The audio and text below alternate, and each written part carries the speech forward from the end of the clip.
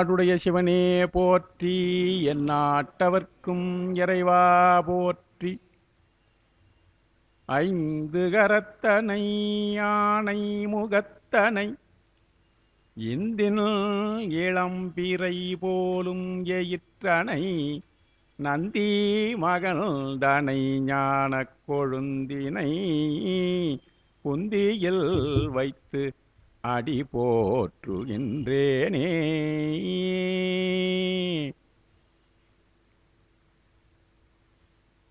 விளக்கினால் பெற்ற இன்பம் மெழுக்கினால் பதிற்றியாகும், துளக்கி நல் மலர் தொடுத்தா தூயவின் ஏறலாகும். விளக்கிட்டார் பேரு சொல்லில் மெய்நெறி ஞானமாகும். அளப்பில கீதம் சொன்னார்க்கு அடிகள் தாம் அருளுமாறே. அளப்பில கீதம் சொன்னார்க்கு அடிகள் தாம் அருளுமாறே. எல்லாம் வல்ல தில்லைக்கூத்தனுடைய திருவருளாலும் திருவேங்கடப் பெருமானுடைய கருணா கடாட்சத்தாலும் இந்த தலத்திலே தொடர்ச்சியாக நடைபெற்று வருகிற திருமுறைகள் ஓதுதல் ஓதுவித்தல் என்கின்ற நிகழ்விலே உடனிருந்து உதவுகின்ற அடியார் பெருமக்களுக்கும் அவருடைய செயல்களுக்கெல்லாம் துணையாக இருந்து உறுதுணையாக இருக்கின்ற என்னுடைய இனிய பள்ளித்தோழர் அவருடைய திருமகனார் செல்வ கணேசன் அவர்களுக்கும், ஏன்னா எவ்வளோ நாள் போட்டு எவ்வளோ சந்திப்பதற்கு வாய்ப்பு கிடைச்சிருக்கு. சென்னையிலே தான் நாங்கள் நட்பு தொடர்ந்தது ஞானமையா அவர்களுக்கு. இன்று வரை அது சிறப்பாக நாளொரு மேனி பொழுது வண்ணமாக காஞ்சி மாநகரத்திலே அவர் பணியை தொடங்கியிருக்கிறார். அவர் ஏற்கனவே காஞ்சி மாநகரத்தை சேர்ந்தவர் என்பது குறிப்பு. அந்த வகையிலே இருந்து அவருக்கு உறுதுணையாக இருக்கின்ற அத்தனை பேருடைய திருவடிகளையும் வணங்கி மகிழ்கிறேன். பெருமக்களே, இன்றைய தினம் நாவுக்கரசர் ஒரு பாடல் நான் சொன்னேன். ஏனென்றால் திருமுறைகளை பயில்வதற்கும் திருமுறைகளை சொல்லுவதற்கும் பெருமான் எங்கே இருக்கிறார் என்பதை நாவுக்கரசர் அருமையாக இந்த பாடலிலே சொல்லியிருக்கிறார். முதல்ல விளக்கினால் பெற்ற இன்பம் மெழுக்கினால் பதிற்றியாகும்னர். அது இந்த காலத்திலே இல்லை. இந்த சுத்தம் செய்தல் விளக்குதல் என்று சொல்லலையா, தெருவை விளக்குறாங்கன்னு சொல்றோம் இல்லையா, அதுக்கு பேர் விளக்குதல்னு பேர். அந்த விளக்குதல் என்பது தான் விளக்குதல். தெரு பெருக்கிட்டியான்னு சொல்கிறாங்க. பெருக்கிட்டியான்றது இல்லை, தெரு விளக்கிட்டியான்னா விளக்குதல் என்றால் அங்கே இருக்கிற குப்பைகளை விளக்குதல். அந்த இடத்திலே துடப்பத்தை கொண்டு துடைப்பான்னு பேர். அது தொடப்பன்றோம் இல்லையா, துடைப்பான். விளக்கும் ஆறு. மாறு என்றால் குச்சிகளாக எந்த சிறிய பொருள் அது அந்த இதுலேருந்து எடுப்பாங்க. அதாவது நாறு போன்ற ஒரு பகுதியிலேருந்து எடுப்பாங்க. அதுதான் விளக்குமாறு. நம்ம அதுக்கு போனால் இலக்கணத்தை போக வேண்டியதாக இருக்கும். ஆக இந்த விளக்கினால் பெற்ற இன்பம், அந்த விளக்குவதனாலே பெருமானுடைய ஆலயங்களிலே தூய்மை செய்வதனாலே கிடைக்கின்ற நன்மை, அதை விளக்கிட்டா மட்டும் இல்லை, மெழுக்கணும். இது இந்த விளக்குதல் மெழுக்குதல் என்பது இந்த காலத்திலே இல்லை. காரணம் என்றால் பெருக்கிறது மட்டும் இருக்குது, இந்த மெழுக்கு என்பது இல்லை. மெழுகுதல், மெழுகுதுன்னு சொல்கிறோம் இல்லையா, அதை மெழுக்கினால் 10 பங்கு லாபம் கிடைக்குமா. அடியார் பெருமக்களாக இருந்து ஆலயத்துக்கு தொண்டு செய்வதற்கு இன்று நம்ம அஞ்சி கொண்டு இருக்கிறோமே, வெக்கம் பார்த்து கொண்டு தன்மானம் பார்த்து கொண்டு என்னமோ பண்ணிட்டு இருக்கிறோமே, அதெல்லாம் இல்லை. விளக்கினால் பெற்ற இன்பம் மெழுக்கினால் பதிற்றியாகும். விளக்குவதனால இதில் வர்ற பண்பத்தை விட மெழுகுனாக 10 ஆகும்னா, அதுக்கு அப்புறம் என்ன இருக்குதாரு பெருமானுக்கு நம்ம செய்ய வேண்டிய விஷயங்கள்லாம் திருமுறைப்படி துளக்கி நன் மலர் தொடுத்தால் தூயவின் ஏறலாகும்னர். இங்க உலக இன்பங்கள் கிடைக்கிறது மட்டும் இல்லை, மலர் தொடுத்து பெருமானுக்கு சாத்துதல் என்கிற நிகழ்வை செய்பவர்களுக்கு அவர்கள் நிச்சயமாக விண்ணாடிலே சென்று அங்கே இருக்கிற போகத்தை அனுபவிப்பார்கள். இன்னும் தூய விண் ஏறலாகும் என்கின்ற பொழுது, விண் என்பது சாதாரணமாக வானலோகத்தை சொல்லுவோம், தூய விண் என்பது கைலையை சொல்லுவோம், அப்படியும் கொள்ளலாம். தூய விண் ஏறலாகும். அடுத்தது என்ன இருக்கு பாருங்க, விளக்கிட்டார் பேரு சொல்லில் மெய்நெறி ஞானமாகும். ஞானம் வேண்டுபவர்களுக்கு விளக்கிடுதல் என்பது ஒன்று. விளக்கிலே இறைவன் இருப்பதாக நாம் விளக்கிலே விளக்கை ஆவாகனம் பண்ணுகிறது. விளக்கிலே ஏற்றுகிற போதே நாம் பெருமானுடைய திருவடியை நினைக்க வேண்டும், பெருமானை நினைக்க வேண்டும். அதில் தீபத்திலே பெருமான் தீப மங்கள ஜோதி என்று சொல்கிறோம் இல்லையா, பெருமானிலே தீப வழிபாடு செய்கிற, அவ்வாறு வழிபாடு செய்கிற அடிவர்களுக்கு என்னன்னாக்கா ஞானம் சித்திப்பதற்கு வழியாகும். சரியை கிரியை யோகம் ஞானமும் கிடைக்கும். ஆனால் ஞானம் கிடைத்தால் மட்டும் போதாது. நம்முடைய டார்கெட், அடியாருடைய டார்கெட் என்ன, நாவுக்கரசர் அதால போடாது. ஞானம் வேண்டாம்பா, ஞானத்துக்கு மேலே இருக்கிற திருவடி பேர் வேணும் இல்லையா. இந்த ஒவ்வொன்றுக்கும் ஒரு ஒரு லாபத்தை சொல்லிட்டே வந்தார். கடைசியில் சொல்கிறாரு நாவுக்கரசர், அளப்பில கீதம் சொன்னார்க்கு அடிகள் தாம் அருளுமாறே. இதை நம்ம இப்படி கொள்ளணும். கீதம் சொன்னார்க்கு அடிகள், அடிகள் தான் பெருமான், கீதம் சொன்னார்க்கு அடிகள் தாம் அருளுமாறு அளப்பில. கீதத்தை சொல்லுகின்றவர்கள் கேட்கின்றவர்கள் கேட்டால் தானே பாட முடியும். அங்கே கீதம் சொல்லிட்டார் பாருங்க நாவுக்கரசர், எவ்வளோ பெரிய பொடி வச்சிருக்காரு பாருங்க. பாட்டு படிக்கிறோன்னு சொல்கிறோம், நம்ம வசனத்தை படிக்கிறோன்னு சொல்கிறோம், நம்ம பாட்டு படிக்கிறோம். வானாகி மண்ணாய் வழியாய் ஒளியாய் ஊனாய் உயிராய் கோனாய் யானை இருந்தவரை கூட்டாட்டு வானாகி பாடுதல் படித்தல். ஆனால் கீதம் என்பது இசையோடு கூடியது. ஆகையினால்தான் அந்த இசையோடு கூடி பெருமானை தியானம் பண்ணுபவர்களுக்கு பெருமான் கொடுக்கிற இன்பங்களுக்கு அளவில. நாவுக்கரசர் வாக்கு. ஏன்னா திருமுறைகளை வரும்போது இப்படி ஒரு சில செய்தியில் அவ்வப்போது ஒன்று சொல்லிக்கலான்றதுனால நான் அதை சொன்னேன். தீப யாத்திரை போது கோயிலில் 100 விளக்கு யாத்திரை போது இந்த பாட்டான்னு சொல்லி விளக்கம் கொடுத்தேன் நான். தீப யாத்திரைகள் சாதாரண நினைக்காதீங்க, ஞானத்தில் இருக்கும். அதனால் ஞானத்தையும் தீபத்தையும் கொடுப்பதற்கு உண்டான இந்த கீதம் சொன்னார்க்கு அடிகள் என்கின்ற வகையிலே கீதத்தை பரப்புகின்ற செய்தியிலே பரவியிருக்கின்ற ஐயா அவர்களுக்கு என்னுடைய நன்றியை தெரிவித்துக் கொள்கிறேன்.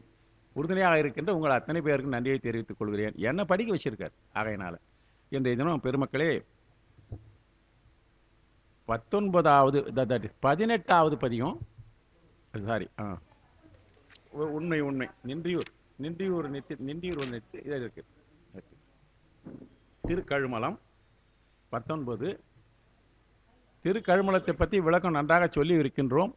வினைகளை கழுவுவதற்காக பூமியிலே இருக்கின்ற மலம் நீக்கத்துக்காக உதவுகின்ற ஒரு தலம் என்கின்ற ஒரு பொருள், நேரடியான பொருள், இறைவனுடைய திருவருளிலே இருக்கிற பலம். அதுக்கப்புறம் ஒரு 12 பேருக்கும் ஒரு பேர் சொல்லியிருக்கிறாங்க. இந்த பகுதியிலேயே ஒரே பாடலில் இன்னொரு மலம் இன்னொரு தலத்தினுடைய பேருக்கும் வருகிறது. அது பாடலோடு சேர்ந்து வருகிறது. கழுமலம் என்கின்ற நகரை பற்றி சொல்லுவதனால் அது தல விளக்கங்களை நன்றாக ஏற்கனவே பலமுறை பார்த்து இருக்கிறோம். அடுத்தது பெரிய புராணத்திலே இதற்கு இந்த கழுமலத்திலே இருந்து பாட நிறைய பாடலே அவர் அந்த தன்னுடைய ஒரு தலத்துக்கு பாடி இருக்கிறார் இல்லைங்களா.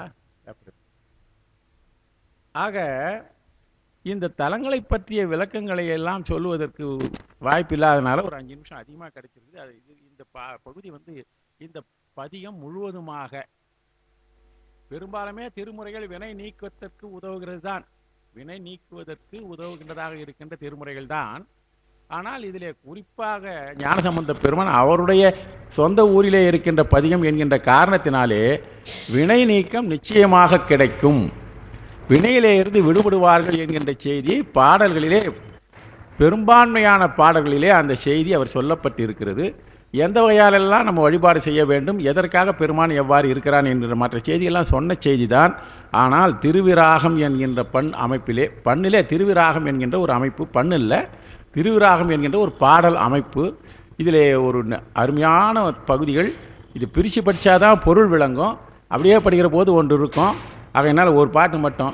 பிறையணி பாடர் சாடை முடியீடை பெருகிய பூணலுடையவனாடி.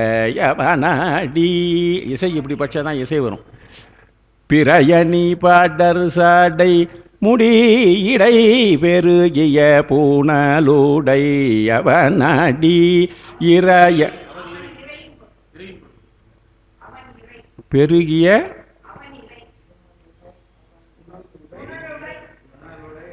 பிறையணி படர்சடை முடியிடை பெருகிய புனலுடை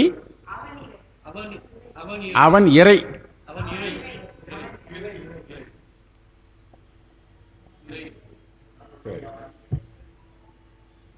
ஓகே.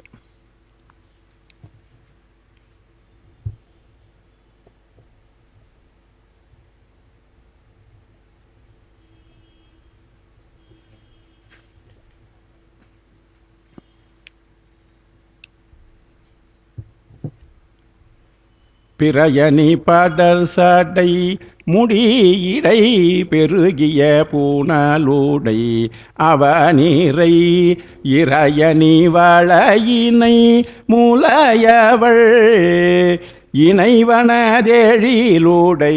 இடவகை இறையணி பொழிலீரை வயல் அணி கழுமலம் ஆமர் காணல் உருவினல் நரயணி மலர் நறு பிறை புல்கு நலமலி கடல் தோழல் மருவுமே.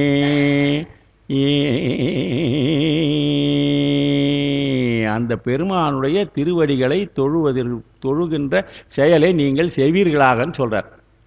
அந்த பெருமான் எங்கே இருக்கிறார், எவ்வாறு இருக்கிறார் என்பதை நான் இப்போ பொருள் புரிகிற மாதிரி படிக்கிற படிக்க உங்களுக்கு புரியும். பிறை அணி படர் சடை முடியிடை. பிறை அணி படர் சடை முடியிடை சுலபமான பொருள் வந்துட்டு. பெருகிய புனல் உடையவன். இப்போ தெரியல, இப்போ சாதாரணமாக புரிஞ்சு போகுது, பாட்டா படிச்சா புரியல. பெருகிய புனல் உடையவன் இறை அந்த பெருமான். இந்த இறை என்பது பெருமானை குறிக்கிறது. இன்னொரு இறை வருதுன்றதுனால அந்த அடின்னு போட்டேன் நான். அங்கே நானே யோசனை பண்ணிக்கிறேன். இன்னொரு இறைக்கு வேறு அருமையான ஒரு பொருள் இருக்குது. அங்கே மேலே இருக்கிற முதல் வடியிலே ஈற்று சீரிலே இருக்கிற இறை என்பது இறைவனை குறிக்கிறது. எப்போ புரியுங்க? பிறை அணி படர் சடை முடியடை. படர்ந்த சடையிலே பிறையை அணிந்தவனாக இருக்கின்ற பெருமான் அவன் அந்த சடையிலே பிறையோடு கூட சேர்ந்து பெருகிய புனலையும் விருந்து செல்லக்கூடிய தன்மை உடையதாக இருக்கின்ற புனல் என்று சொல்கிற கங்கையையும் உடையவன். ஆக பெருமானுடைய தலைக்கோலத்தை சொல்லிட்டார். தலையிலே எண்ணெயெல்லாம் இருக்கிறது என்பதை சொல்லிட்டு அந்த பெருமான் இறையவன். இறைவன் சொல்லிட்டார், ஒரே ஸ்டேட்மெண்ட், அவ்வளோதான். தலைக்கோலத்தை உடையவனாக இருக்கின்ற பெருமான். அவருக்கு கூட பக்கத்தில் இருக்கிற அம்மையார சொல்ல வர்றாருங்க. இறை அணி வளை இணை. இறை அணி வளை இணை முளையவள். இறை அணி வளை இணை முளையவள் என்கிற போது இந்த இறை என்ற இந்த சொல்லுக்கு போன முதலடியில் இருக்கிற இறை வந்து இறைவன். இறை அணி என்றால் இறை என்பது முன் கையை குறிக்கிறது. இறை என்ற சொல் முன் கையை குறிக்கிறது. இப்போ முன்கை வைத்து கொண்டால் முன் கையிலே வளையை அணிந்தவளாக இருக்கின்ற உமையம்மை. எப்படி அந்த பொருளை இந்த இதில் பெரும்பாலும் சில சொற்களை மாற்றி பொருள் கொள்ள மாதிரி தான் இருக்கும். அதுக்கு என்ன சொல்கிறதுனாக்கா மொழி மாற்று பொருள்கோள், கொண்டு கூட்டு பொருள், அது இலக்கண வகையில் நிறைய பொருள்கோள் சொல்லியிருக்கிறாங்க. அந்த வகையில் இது வந்து சொற்களை மாற்றி மாற்றி பொருள் சொல்வதற்கு நம்ம அப்படி தான் சொல்லிக்கணும். இறை அணி வளை இணை முளை. இப்போ அடுத்தது இறை அணி வளை என்றால் கையிலே வளையல்களை அணிந்தவளாக. அதுவும் வளையல் எங்கே அணிஞ்சிருக்கிறாங்கன்னாக்கா இங்கே இருக்கிறதுக்கு பேர் வேற. அதனால் இந்த இறை என்பது முன் கையிலே வளையல்களை அணிந்தவளாக இருக்கின்ற இணை முளையவள். இணைவனது எழில். என்ன சொல்லுங்க இது? இணை முளையவள். நம்ம இணை முளையவள்னாக்கா 2 தனங்களை பற்றி சொல்லிட்டாங்கன்றல, பெருமாட்டி அந்த மாதிரி சொல்லிட முடியாதுன்றதுனால உரையாசிரியர் சொல்கிறாரு, அந்த இணை முளையவள் என்பதற்கு 2 முலைகளை உடைய உமாதேவியமோடு இல்லைனாக்கா இந்த பெருமாட்டியினுடைய 2 தனங்கள் பரஞானம் அபரஞானம் என்கின்ற 2 ஞானங்களை உடையதாக இருக்கிறது. ஞான சம்பந்தருடைய சொல்லு சாதாரணமாக பெண்கள் இருக்கிற மாதிரி பெருமாட்டி சொல்லிவிடுவார். ஏன்னா அவர் அந்த அம்மா அவருடைய திருமுலைப்பாலிலே இருந்து ஞானத்தை பெற்றவர் இல்லையா, அவருக்கு தெரியும் அந்த அம்மையானுடைய திருமுலைகளிலே என்ன இருக்கிறது என்பது. பரஞானம் அபரஞானம் என்கின்ற 2 ஞானங்களை தன்னுடைய தனங்களாக உடையவளாக இருக்கின்ற உமாதேவி. அந்த உமாதேவியினுடைய இணைபவன் சொல்றவர். இணை முலையவள் இடை இணைவனது. இணைவன் என்றால் இணைபவன். அந்த உமாதேவியை தன்னுடைய இடைப்பாகத்திலே உடையவனாக இருக்கின்ற அந்த இடவகையிலே பெருமானை இழைத்திருக்கிறான். அவன் அழகிய உடையவனாக இருப்பான். அதுக்கப்புறம் அந்த பெருமான் எந்த இடத்துல இருக்கிறான்னு சொல்லிட்டார். யாருன்னு சொல்லிட்டாரு, இறைவன் சொல்லிட்டாரு, பெருமானுடைய தலையில் இருக்கிறது சொல்லிட்டாரு, அவங்க குடும்பத்தை உமையம்மையை சொல்லிட்டாரு. அடுத்தது கரையணி பொழில் இறை வயல் அணி கழுமலம். இப்போ ஊரை சொல்ல போறார். கரை அணி பொழில் இறை என்றால் கரை என்பது இங்கே வந்து நிழல்கள் உடையதாக. கரை என்பது இங்கே நிழல்களை உடையதாக இருக்கின்ற பொழில். ஏனென்றால் பொழில் என்றால் பூத்து குலுங்க வேண்டும், பொழில் என்றால் அங்கே வந்து நிழல் இருக்க வேண்டும், பொழில் என்றால் இலைகள் இருந்து, அதாவது வளப்பம் பொருந்தியதாக இருக்கின்ற சோலை. கரை அணி பொழில் இறை வயல் அணி கழுமலர். அது மட்டுமல்ல, வயல்களும் நிறைந்ததாக இருக்கின்ற கழுமலர். தன்னுடைய ஊருடைய கழுமல நகருக்கு சொல்லிட்டாரு. அமர் கனல் உருவினர், அதிலே அமர்ந்திருக்கிறவனாக இருக்கின்ற கனல் உருவதாக இருக்கின்ற பெருமான். கனல் உருவம் நல்லா சரியா செம்மேனி அம்மான் என்று சொல்கிற கனல் உருவினன். அதுக்கப்புறம் நரையணி மலர் நறு விரை புல்கு என்றால், நரை என்பது இங்கே தேன்கள் தன்புதாக இருக்கின்ற, மலர் என்றால் மலரை உடையதாக இருக்கின்ற, விரை என்றால் வாசனை. நரை என்றால் தேனு, நறு என்றால் நல்ல, விரை என்றால் மனம். நல்ல மனங்களை உடையதாக இருக்கின்ற, மலரை உடையவனாகின்ற நலமலிகள். பெருமானுடைய திருவடியை மேலே முதல்ல தலையை சொல்லிட்டாரு. இந்த இடத்துலையும் தலையை சொல்லலை. அங்கேயும் இருக்குது, தேன் உருந்த கொன்றை தான் இருக்குது. ஆனால் இங்கே பெருமானுடைய திருவடிக்கு அனைவரும் இட்டு தொழுகின்ற மலர்களானது அங்கே நிறையுடையதாகவும் அழகு உடையதாகவும் நல்ல மலர்களாகவும் நல்ல வாசனத்தை உடையவதாக இருக்கின்ற, நிறைந்திருப்பதாக இருக்கின்ற, நலங்கள் உடையதாக இருக்கின்ற கழல் என்றால் பெருமானுடைய திருவடியை தொழல் மருவுமே. இங்கே தான் நமக்கு ஆணையிடுறாரு. என்ன சொல்கிறாரு? உத்தரவு கொடுக்குறார். தொழல் மருவுமே.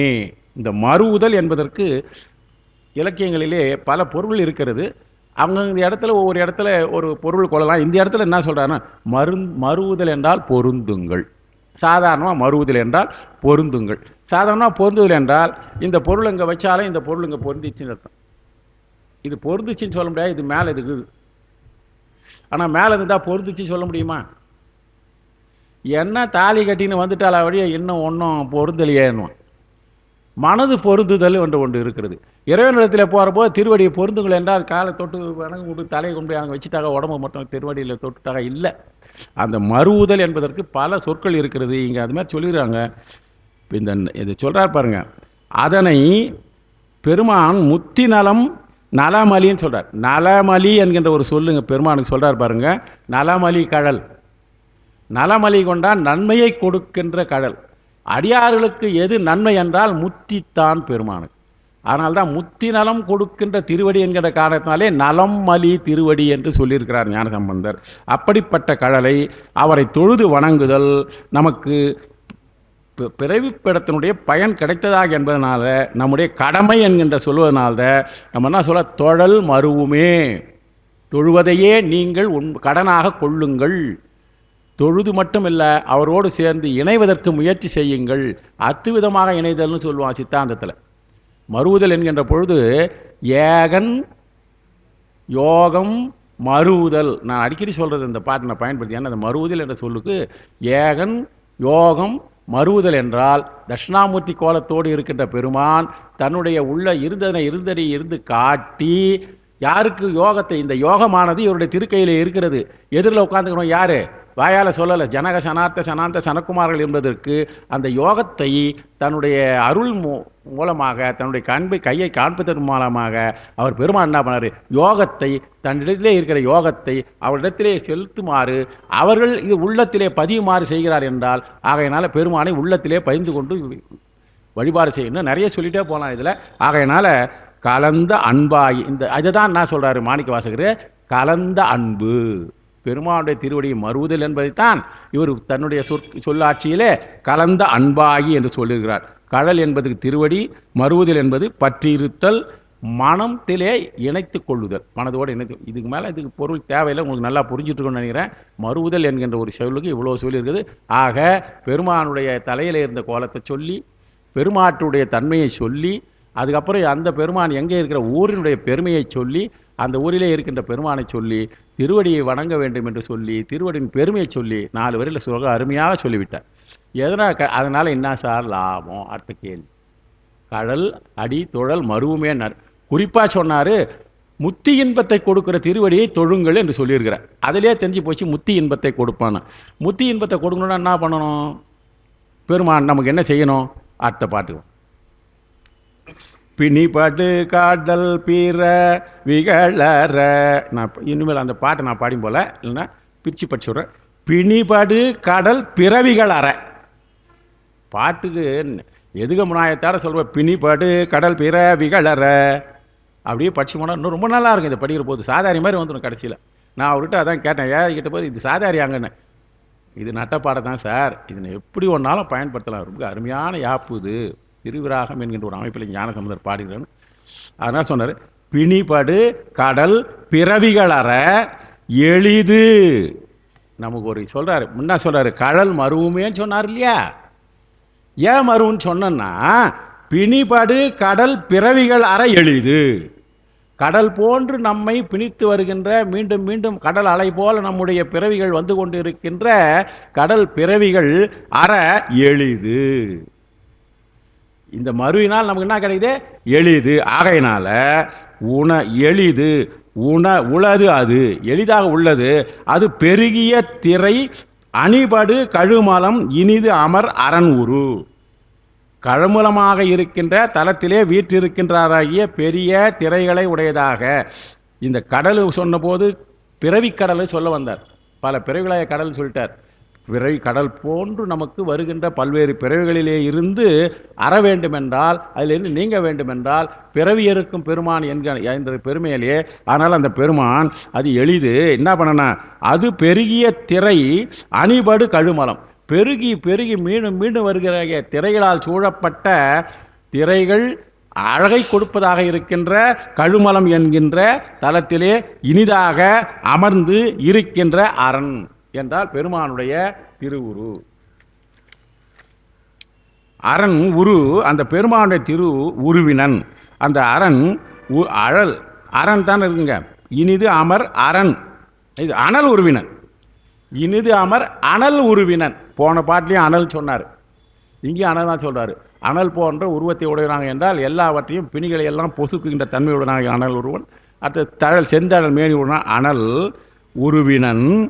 அவிர் சடை மிசை, அவன் விரிந்த சடையிலே, பறந்து இருக்கின்ற சடையிலே அவிர் சடை மிசை தனிபடு கதிர் வளர் இளமதி. இங்க பாருங்க, தனிபடு கதிர் வளர் இளமதி புனைவனை. அருமையா சொல்றாங்க. தனிபடு கதிர் வளர் இளமதி, அதாவது தன்மையை கொடுப்பதாக இருக்கின்ற, கதிர என்கின்ற வளர்ச்சியை உடையதாக இருக்கின்ற, இளமை பொருந்திதாக இருக்கின்ற மதியை புனைந்தவன் என்கின்ற ஒரு இது வேற ஒரு பொருள் கொடுத்துறாரு. மதி புனைவனை, அதான் பெருமானும் அப்படிப்பட்ட பிறவி பிணிக்கின்ற பிறவிகள் உள்ளது. ரைட்.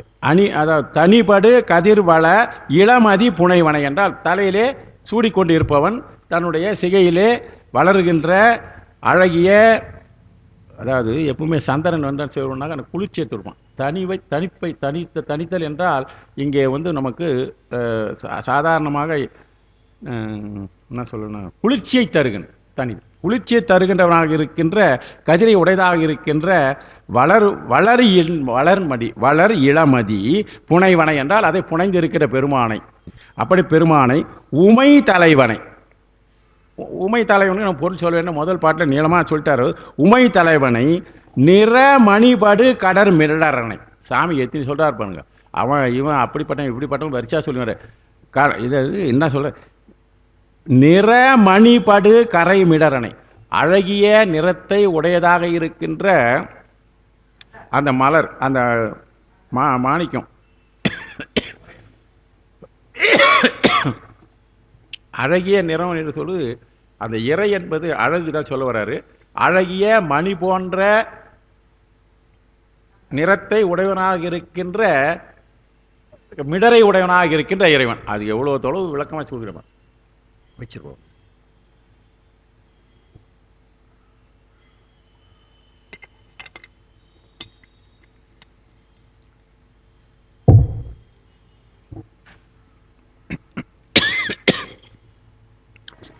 தனிபடு கதிர் வளர் இளமதி புனைவனை. புனைவனை என்றால் அதை புனைந்திருக்கின்ற இறைவனை. என்ன சாதாரணமான சொல்லா சொல்ற மாதிரி சொல்ற, புனைவனை, புனைந்து கொண்டு இருக்கின்ற இறைவனை. உமை தலைவனை, உமாதேவிக்கு தலைவனாக இருப்பவனை. நிறமணி படு கரைமிடர், அழகிய நிறத்தை உடையதாக இருக்கின்ற, பார்ப்பவர்களுக்கு அழகை கொடுப்பதாக இருக்கின்ற, கழுத்தில் இருக்கின்ற அந்த நீல நிறத்தை உடையதாக இருக்கின்ற மணி போன்ற அழகு. மணினாலுமே அழகு உடையன்னு தான் அர்த்தம். அழகு உடையதாக இருக்கின்ற மிடரன். மிடர் என்றால் தன்னுடைய கழுத்தினை உடையவனை மணி கழல் இணை தொழல் நலம் மலி கழல் இணை. போன பாட்டு என்ன சொன்னார்? நலமணி கழல், நலமணி கழல் தொழல் மருவோன்னாரு. இப்போ ரெண்டாவது அதைத்தான் சொல்கிறான். அந்த கழல் எப்படி பண்ணால் நலமணி கழல் தொழுன்னாரு, நலமணி கழல் தனை தொழல்ன்றாருங்க. அப்போ என்ன பண்ணுறது? ஒரு அழுத்தம் கொடுக்குறாரு. நலமலி கழல் தொழல்னு போன படித்து முடிச்சார் இல்லையா? அவங்க சேருங்க, அங்கே அந்த கடலினை தொழல் மருவுமே. அதாவது முன்ன சொன்ன செய்தியை அப்படியே நமக்கு ஒரு அழுத்தத்தை கொடுத்து சொல்கிறாரு. ஏனென்றால் ஏன் மருவுணல் என்றால் நமக்கு கடல் போன்று மீளம் வருகின்ற அனல். இப்போ அப்படிப்பட்ட பெருமானை வணங்குங்கன்னு சொல்கிறாரு. பெருமானுக்கு என்ன கொடுக்குறாருன்னா அனல் உருவினனாகிய மதி புனைவனை. அனல் உருவினனாகிய பெருமான், மதியை புனைந்திருக்கிற பெருமான், உமை தலைவனை, கரை மிடரனை, கடலினை தொடல் மருவும். இதுதான் கூட்டு சொன்னால் ஒரே ஷார்ட்டாக சொல்லணும்னாக்கா, அனல் உருவனாகிய மதி புனைபவனாக இருக்கின்ற, உமையின் தலைவனாக இருக்கின்ற, கரைமிடர் உடையவனாக இருக்கின்ற பெருமானுடைய கடலினை தொடல் மருவுங்கள் அப்படின்னு சொல்லிட்டாரு. அப்படி கொண்டு கூட்டினாக்கா ஷார்ட்டாக உங்களுக்கு பொருள் புரிஞ்சிடும். புனைபவர் என்றால் இங்கே சூடுபவர். புனைதல் என்றால் சூடிக்கொள்ளுதல். அழகுக்கு அழகு புனைந்து கொண்டாடணும். அழகாக இருக்கிற உருவம் தான் அதுக்கு இன்னும் கொஞ்சம் அழகு புனைதல். புனைதல் என்றால் எடுத்து சூடிக்கொள்ளுதல்னு பேர். புடவையை புனைந்தால் சொல்லுவாங்களா? புடவையை அணிந்தால், அணிகலன்களை அணிந்தால், வாசங்களை பூசிக்கொண்டால், அதுக்கு ஒரு பேர் இருக்குது. ஆபரணங்களை பூண்டு கொள்ளுதல், இது எல்லாம் சேர்ந்து புனைதல்னு பேர். எது எங்கெங்கே என்னென்ன அணியணுமோ எல்லாத்தையும் ஒழுங்காக அணிச்சினாக்கா புனைதல் என்றால் அழகுபடுத்திக் கொள்ளுதல்னு பேர். அப்படிப்பட்ட பெருமானை புனைபவர், நான் சூடுபவர். நிறமணிபடும் கடைமிடர் சொல்கிறார். பிறகு நிறைமிடர் அது நானே சொல்லி வந்தேன், இது தெளிவாக சொல்கிறாரு. நிறமணி படும் கரைமிடர் என்றால் நிறம் என்பது ஒளி, ஒளி பொருந்திய நீலமணி போன்று இருக்கின்ற விடம் பொருந்திய கழுத்து. ஒன்றை விட்டுருக்கிறார் பாருங்க. அதில் நிற மணி படு கரை மிடரணை, இதுக்கு எல்லாத்தையும் சேர்ந்து பொருள் என்றால் ஒழுங்கு, அதாவது ஒளி பொருந்திய. நிறம் என்றால் ஒளி, ஒளிர்விட்டு பிரகாசிக்கின்ற. மணி பொருந்திய நீலமணி, மணி என்றால் நீலமணி போன்ற விடம் அது விடமுடையதுன்றதையும் குறிப்பாக சொல்றாரு. விடமிடரணைன்னு சொல்றாரு பாருங்க. அப்படிப்பட்ட விடம் பொருந்திய கழுத்தினை உடையவன். இங்கே நமக்கு நலம் கொடுப்பது என்றால், நலம் என்பது ஏற்கனவே போன பாட்டிலே சொல்லணும், வீட்டு இன்பம். அடியார்களுக்கெல்லாம் முத்தி இன்பம் போன பாட்டில் சொல்றோம். இப்போ வீட்டு இன்பம், முத்தி பேரு, வீட்டு பேரு எல்லாம் ஒன்று தான். அப்படிப்பட்ட பெருமானை தொழுங்கள் என்று சொல்லுகிறார். மூணாவது பாட்டு.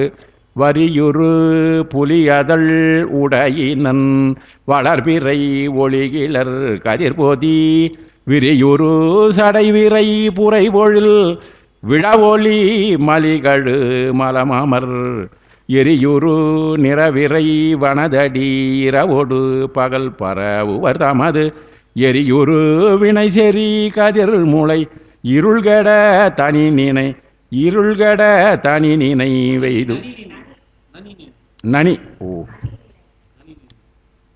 அது நான் பொருள் சொல்ற போது அப்படிதான் வருது, அப்படியே எழுதிட்டேன். நனி நினைவெய்து மதி. நனி என்றால் மிகவும். நனி நல்லன், நல்லன் மிக நல்லன். அந்த மிக நல்லன் சொல்வது பிறகு இலக்கியத்தில் சொன்னா நனி நல்லன், நல்ல மிக்கன்னு அர்த்தம். நன்று, நனி நன்றுன்னு சொல்லுவாங்க. அதெல்லாம் இலக்கிய வழக்கு சொற்கள், பெரும்பாலும் இந்த வழக்கில் இல்லை. திருநனிப்பள்ளி அங்கே நன்மையை தருகின்றதாக இருக்க பெருமானில் அந்த நனி என்பது அந்த மிக்கன்ற பொருள் அங்கே வந்தால் சரி வராது. ஒரு சொல்லுக்கு பல பொருள் இருக்கிறது.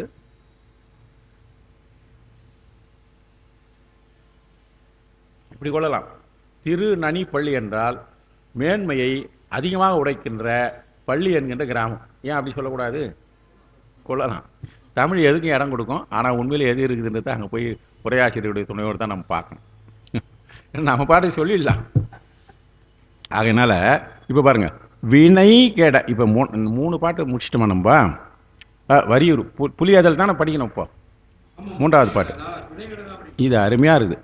இதுதான் இந்த பாடல் முழுவதுமே வினைகள் தான். இப்போ முதல்ல சொன்னார் பெருமான் எப்படி இருக்கிறார் சொன்னார். அந்த நலமலை கடையில் தோழன்னு சொன்னார். நலமழியினை தொடல் மறுவுதல் என்று சொன்னார். ஏன்னா நமக்கு வினையெல்லாம் இருக்குது, அலை போன்ற வினை இருக்கிறது, அதை கடன்னு சொன்னார். இன்னும் அந்த பெருமான் எவற்றுக்கெல்லாம் தன்னுடைய தன்மை உடையவனாக இருக்கிறாரு, பெருமானை தன்மையை சொல்லி சொல்கிறாரு. பெருமானை தன்மை வரியுறு புலி அதழ் உடையின. இதுக்கு அர்த்தம் சொல்ல வேண்டியதில்லை.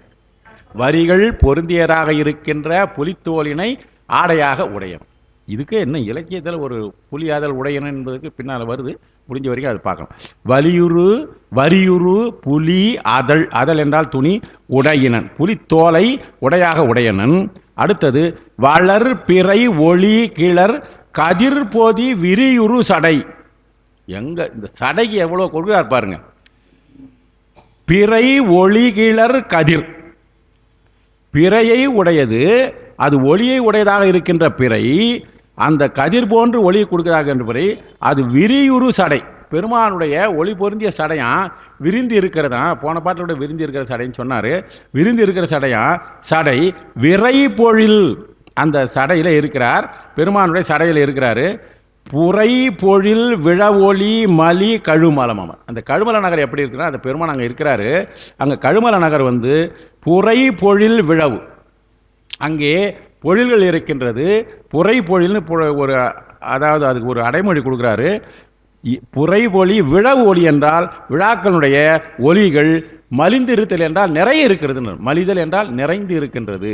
அப்படிப்பட்ட விழாக்கள் நிறைந்ததாக இருக்கின்ற, விழாக்கள் அவ்வப்போது நடந்து கொள்வதாக இருக்கின்ற கழுமலத்திலே அமர்ந்திருக்கிறான் பெருமான். கழுமலம் அமர் எரியுரு நிறவிரை, எரியுரு நிறவிரை. பெருமானுக்கு ஒரு நிறம் கொடுத்துருக்குறாங்க. பெருமானுக்கு மேனி சொல்கிற போது செம்மேனி அம்மான், பொன் போன்ற மேனியம்மான் என்கின்ற அந்த எரியுரு நிறம், எரியுன்ற ஒரு உருகின்ற நிறத்தை உடையதாக இருக்கிறவன். அப்படிப்பட்ட திரையனுடைய அருவை இப்போ முதல்ல நினைன்னு சொன்னார், மறுவுதல் சொன்னார், இன்னும் கொஞ்சம் அது விரித்து சொல்கிறார். எப்போ மறுவ முடியும்? அவரே வழி சொல்கிறார். மறுவுதல் என்றால் நினைக்கணைய, சாதாரணமாக நினச்சிட்டா மறுவ முடியாது. எப்போ நினைக்கின்ற இரவோடு பகல் பரவுவர், அல்லும் பகலமும் அனவரதமும் நினை என்று சொல்கிறார். கொஞ்சம் கொஞ்சமாக வழி ரூட் கொடுக்குறாரு. 16 சொன்னாங்க, டக்குன்னு சொல்ல மாட்டான் பையன், ஒரு 16 திருப்பி ஆரம்பித்து சொல்லுவான். அதே போல் இரவோடு பகல் பரவுவர், இரவு பகலாக பரவுவர். தமது எரி உரு வினை செறி, அவர்களுக்கு எரிபோல இருந்து வாட்டிக்கொண்டிருக்கின்ற வினை. இப்போ தான் நமக்கு அந்த கடல் போன்று இருக்கிறது, துன்பங்கள் தருகிறதுன்னு சொல்லி நம்ம அதுக்கு என்ன பேருன்னு கொடுக்குறாரு. எரிவுரு வினை செறி கதிர்முறை இருள் கெட, அந்த பெருமானுடைய அந்த வினைகளெல்லாம் நீங்கும்படியாக கதிர்முறை இருள் கெட தனி நினைவு ஏதுமதே. அந்த பெருமானை நினைப்பதற்காக கட நனி தான் வருதுங்களா, நனி, அப்போ தான் திருத்தினேன், நனி நினைவு எய்துமதே. நனி என்றால் மிகவும், மிகவும் எய்துங்கள். இப்போ பாருங்களேன், மறுவுதல் என்பதற்கு விளக்கம் சொன்னார். இரவு பகலாக நினைங்க, சதா சர்வகா நினைங்க, மிகவும் அவர்கிட்ட நெருங்கி போங்க, சும்மா ஏனோ தானோன்னு இருக்காதீங்கன்றதுனால அந்த பெருமானோட சாதாரணமாக முடியுமா? எவ்வளோ பாடுபட்டு, என்னெல்லாம் பாடுபட்டு எப்படிலாம் இருந்துருக்கிறாங்க நம்ம மூவர் பெருமக்கள். அதுக்கு மேலே இருக்கிற நாயன்மார்களும் அப்படி தான் இருந்துக்கிறாங்க. அந்த நனி நினைவு என்று சொல்கிறார்கள். இன்னும் பாருங்கள், இப்போ இருக்க பொருளை பார்த்தீங்கன்னா சிலலாம் ஆச்சரியமாக இருக்கும்.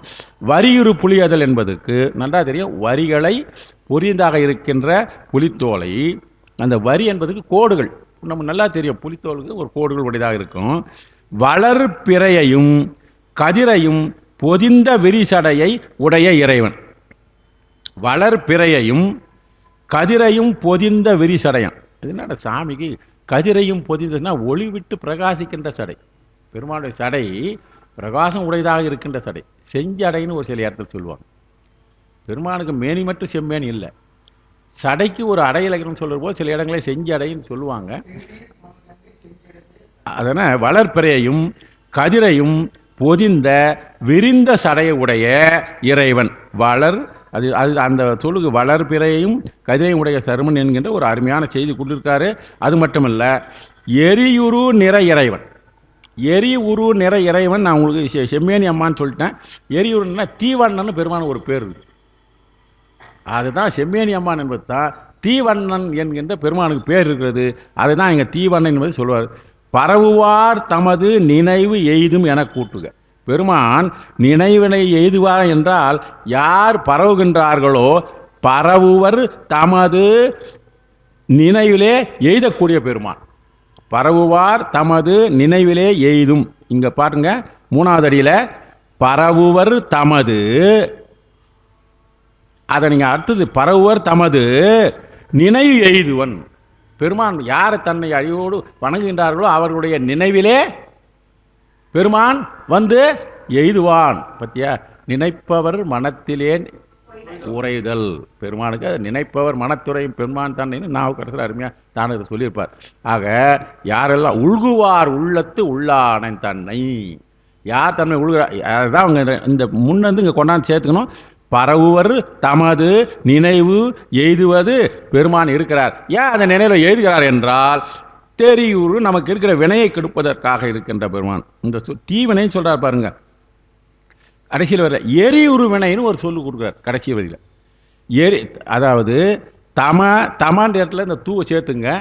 தமது 3வது அடி கடைசி அடியில் பரவுவார் தமது, இங்கே இத்து பிளஸ் ஏ வந்தால் தே, அதனால எரியுறு வினைன்னு கொண்டாடணும். எரியுறு வினை என்பதற்கு தான் சொல்றாரு. நம்மை எரியுறு வினை என்றால் எரி வந்து நமக்கு என்ன, தீ என்பது வருத்துமா சந்தோஷத்தை கொடுக்குமா? தொலைவாக இருக்கிற வரைக்கும் சந்தோஷத்தை தான் கொடுக்கும். இந்த குளிர்காலத்தில் கூட அதை மூட்டியே வச்சுட்டு வேடிக்கை பார்த்துட்டு இருக்கலாம். ஆனால் கிட்ட வந்துச்சுனாக்கா அதுவே நம்ம எட்ட போயிடும். அதனால் எரியுறு வினை என்றால் வருத்துகின்ற வினை என்று சொல்கிறதுக்கு ஒரே தீவினை மட்டும் சொல்லாதீங்க. நம்மை வருத்துவது நல்வினையும் தீவினையும் கூட வருத்தம் செய்யும். அது வந்து நம்ம சித்தாந்தம் படிச்சவங்க தெரியும். நிறைய பணம் இருந்தால் கூட சில நேரத்தில் பேப்பரை பார்த்தா நமக்கு கலக்கம் வந்து போகுது. நல்வினையினால் பணம் வந்தது வந்து நம்ம நினச்சி நிற்போம். சில நேரங்களில் வரும்போது அது 10 வீடு இருந்ததுனாக்கா இப்போ 10 வீடு வச்சுக்கிறவன் 4 காம்ப்ளெக்ஸ் கட்டி வச்சுக்கிறவன் எல்லாம் தம்பேர்லேயே வச்சுக்கிறவங்களாம் எவ்வளோ கஷ்டமாக இருக்குமோ. அது நல்வினையால் வந்தது நினச்சிக்கிறோம். இப்போ அதுவே இப்போ என்ன ஆகிப்போகுது, ஒரே ஆர்டர் போட்ட உடனே ஒரு இதுவாகிடுது. எது புரியறதுக்காக நான் சொல்ல வரேன், நமக்கு எல்லாம் இருவினையும் ஒப்பு வர வேண்டும் என்று சொல்கிறார்கள். நல்வினைகள் கூட நமக்கு தேவையில்லாததுதான். ஆகையினால இந்த வினை என்கின்ற போது நல்வினையும், ஏன்னா பின்னால் நிறைய வினை என்ற சொல் வரப்போகுது, அதனால் இங்கே குறிப்பாக சொல்லிடுறேன். ஒளிபொருள் அடுத்த தீவினையும் உடையது. கதிர்முனை இருள்னு ஒரு சொல் வருது பாருங்க. கதிர்முனை இருள். இந்த கதிர்முனை இருள் என்றால் ஒளிப்பொருளாகிய சூரிய சந்தனையும் ஒளிப்பொருளாகிய சூரியனையும் சந்திரனையும் ஓட்டுகின்ற இருள். அது என்ன பெருமான் பாருங்க, 2 வினை சொன்னார்ல, நல்வினை தீவினை சொன்னார்ல. சூரிய ஒளி வந்து நமக்கு கொஞ்சம் வெப்பத்தை கொடுக்கும், சந்திரனுடைய ஒளின்னா இன்பத்தை கொடுக்கும். இன்பத்தை கொடுக்குறது நல்வினை, சூரியனுடைய கொடுப்பது தீவினை. ஆக சூரியனையும் சந்திரனையும் போல அந்த நல்வினையும் தீமையையும் இருள் ஓட்டுகின்றது கதிர் முனை. எவ்வளோ அளவு தெளிவாக அந்த உரையாசிரியர்கள் எவ்வளோ கண்டு இருக்கிறாங்க. இதெல்லாம் பார்க்கறதுக்கு இப்போ எனக்கு நானே வந்து எழுதுகிற போது ஒரு வாட்டி பார்த்தேன், இப்போ இன்றைக்கி ஒரு வாட்டி பாடம் எடுத்துன்னு தான் வரேன். அப்படியே சில பிழைகள் வருகிறது. அப்படிப்பட்ட இறைதமை என்றவாறு அப்படிப்பட்ட இது மொத்தத்தையும் சேர்ந்து என்னன்னாக்கா இருளை ஓட்டுகிறது என்றால் நமக்கு எல்லாம் தெரியும். சித்தாந்தத்திலே இருள் என்றால் ஆணவமலம். ஆணவமலத்தை ஓட்டுவதற்காக நீங்கள் அவரை வணங்கினால், யார் அவரை வணங்குகின்றார்களோ, யார் அவரை இணைகிறார்களோ, யார் அவரை மறுகின்றார்களோ அவருடைய உள்ளத்திலே பெருமான் வந்து நிற்பான். எதுக்கு வந்து நிற்பான்னா ஆணவத்தை ஓட்டுவதற்காக நிற்பான். ஷார்ட். அடுத்த பாடல் அடுத்து தெளிவாக இந்த வினைன்னு வந்துட்டு பிறகு இனிமேல் ஆரம்பிப்பார். பல இடங்களில் வினை வருது. வினை கெட மனம் நினைவது மூடி கணின நீ தொழுதெழு உலபதி குலமதி சரி குலமதி புனை கொடி இடைபொருள் தருபடு களிரின துரி புதை உடலினன் மனைகுட வயிரிடை அனசில வருகுரல் படையுடை அவன்மலி கனைகடல் அடை கழுமலமர் கதிர்மதியினது கதிர்மதியினன் அதிர் கடல்களே. பெருமானுடைய கடல்கள் அதிர் கடல்கள்னு ஒன்று கொடுக்குறாருங்க திருவடிக்கு. இப்போ ஒரு அடைமொழி கொடுத்து சொல்கிறாருங்க பாருங்க.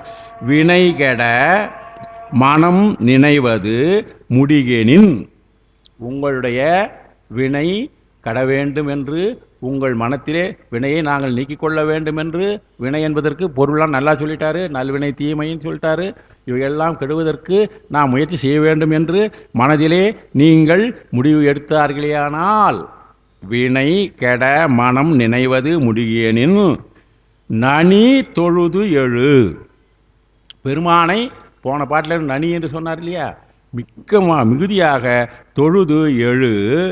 எங்கன்னாக்கா குல மதி இணை கொடி இடைபொருள் தருபடு களிர் எனது உரிபடு. இங்க வந்துட்டு அந்த யானை இருக்கின்ற காற்று சொல்ல வராங்க. குல மதி புனை கொடியிடை பொருள் தரு படு களிரன் என்றால் நல்ல மலர்களை உடையதாக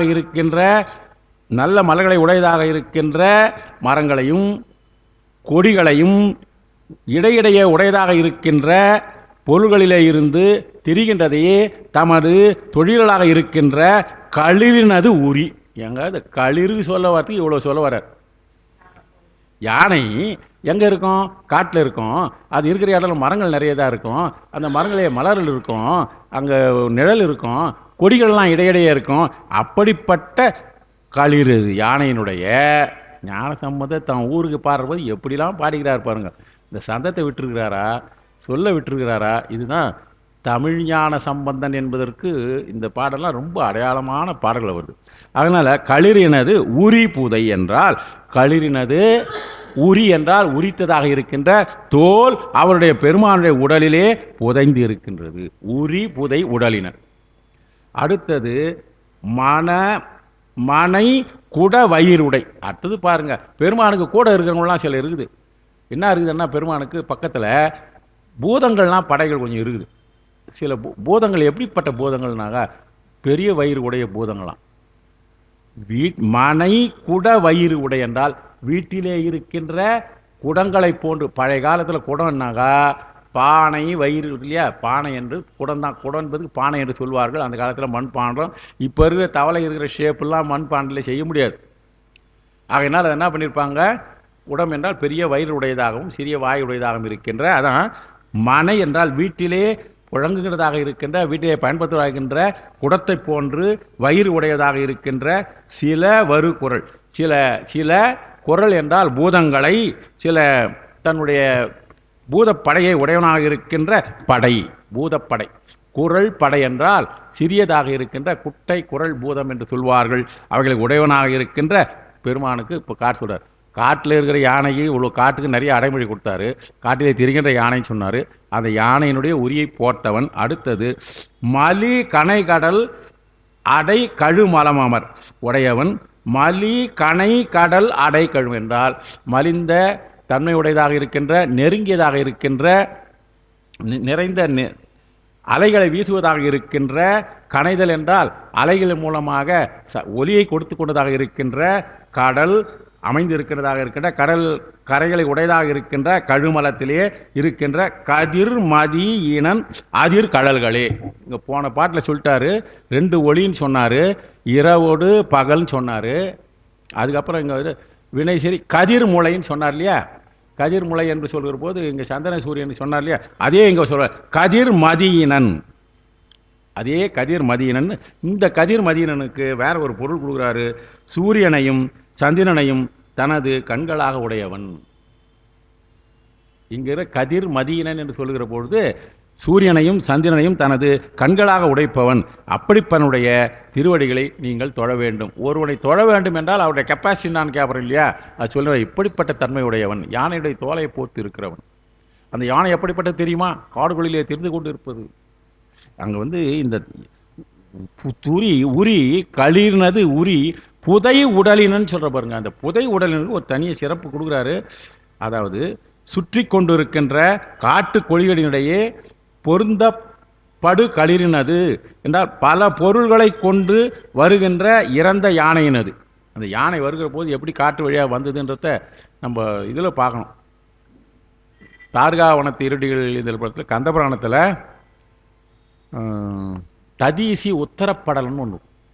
கந்தபுராண ததீசி படலம் ஒன்று, ததீசி உத்தரப்படலம்னு இருக்கும். அதில் தான் இந்த பெருமானை அழிப்பதற்காக அந்த தார்காவன திருடிகள் என்னெல்லாம் செஞ்சாங்கிறது தெளிவாக வருகிறது. அந்த யானை வருகிற போது இப்படி தான் காட்டு வழியாக வந்து என்னென்னலாம் மொத்தத்தை சுமந்து வந்தது என்கின்ற அவற்றையெல்லாம் சுமந்தால் தான் காட்டிலே சொன்னார். காடுகள் வழியாக ஓடி வந்ததாக யானைன்னு சொல்கிறாரு. அப்படிப்பட்ட இந்த யானையினது உரி என்றால் தோல். இவருடைய மேனியில் செவ்வொளியை களிற்றின் கடுந்தோல் புதைத்தது. இந்த களிர் புதை உடலினன் உரின்னு சொன்னார் இல்லையா, இந்த உரி மேலே போத்தி கொண்டு இருக்கிறவன்னு சொல்லலாம் இல்லையா. ஆனால் புதை என்றால் இந்த உரி புதைத்ததுனால உரி யானையுடைய தோல் எப்படி இருக்கும்? கருப்பாக இருக்கும். அது எதை புதைச்சிட்டான்னாக்கா பெருமானுடைய செம்மையாக இருக்கிற செம்மேனியை புதைச்சிட்டோம். அதனால தான் கரி புதை உடலின். என்ன தமிழ் பாருங்க.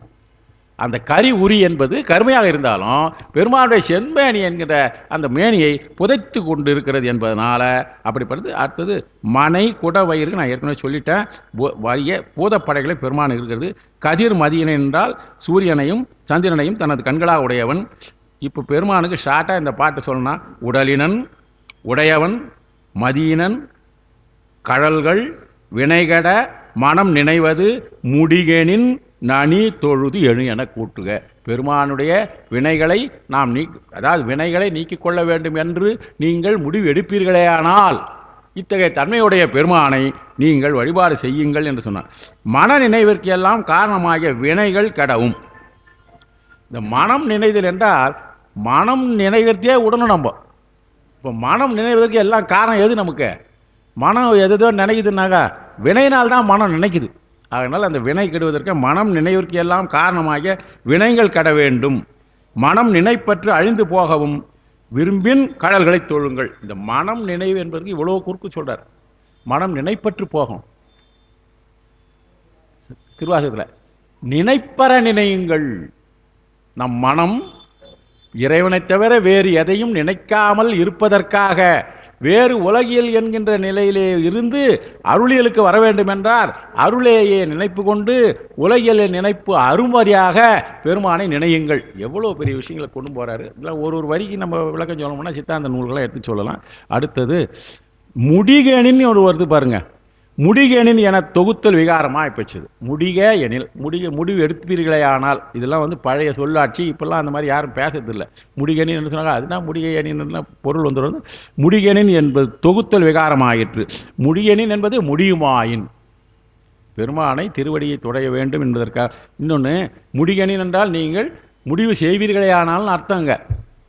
ஆனால் இப்போதைய பொருள் இன்றைய உலகத்தை நான் முடிகேனின் என்றால் முடியுமாயில்னா அப்போ கடவுளை தொழுது முன்ஜா தொழு இல்லைனா உடுன்னு அர்த்தமாண்ணா.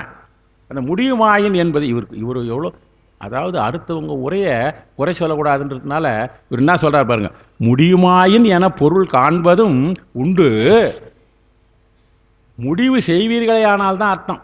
ஏன்னா இவர் என்ன சொல்கிறார் முதல் 3 பாட்டில் பொருந்துங்கள் செய்யுங்க, அவர் இப்படிப்பட்டவர், வினை தீரணும், வினையுடைய தன்மை இது, அது எப்படிலாம் சொல்லினே வந்தவர். முடிகேனா முடிவு எடுத்துட்டு இருப்பீங்க. அப்போ முடிவு எடுத்துட்டீங்கன்னாக்கா அவனை தொழுங்கள்ன்றாரு. இது அதை விட்டுட்டு முடியுமாயின் என்றா முடிஞ்சாக்கா அப்போ என்னால் முடியல, முடிகிற போது பார்த்துக்கிறோன்னுடுவாங்க. ஆனால் இது இன்னும் அருமையாக பாலிஷ் பண்ணுறார் பாருங்க. முடியுமாயின் என பொருள் காண்பதும் உண்டு, பொருந்து மேல் கொள்க. இந்த உரையும் பொருந்துனாக்கா நீ எடுத்துக்கணும். பொருந்துமா? என்னுடைய கருத்துக்கு தண்டபாணி தேசியருடைய பொருத்துக்கு பொருந்தலை. சில பேர் அந்த மாதிரி அவருக்கு காலத்திலேயே அந்த மாதிரி பொருள் இருந்துருக்குது. அதனால் அவர் பொருண்மையில் கொள்கிற தலைமதி புனல் விட அறவிவை தலைமையது ஒரு சடை விடையுடன் நிலை மறுவரிடம் அருளினன் நிழல் மழு வினை நிழல் மறுவினோடு ஆழல் கணையினன். எவ்வளோ பெரிய நெருங்க. தலை மதி புனல் விட அரவு இவை. தலையிலே பெருமானுக்கு என்ன, பெருமானுக்கு என்னென்ன இருக்குது பாருங்க.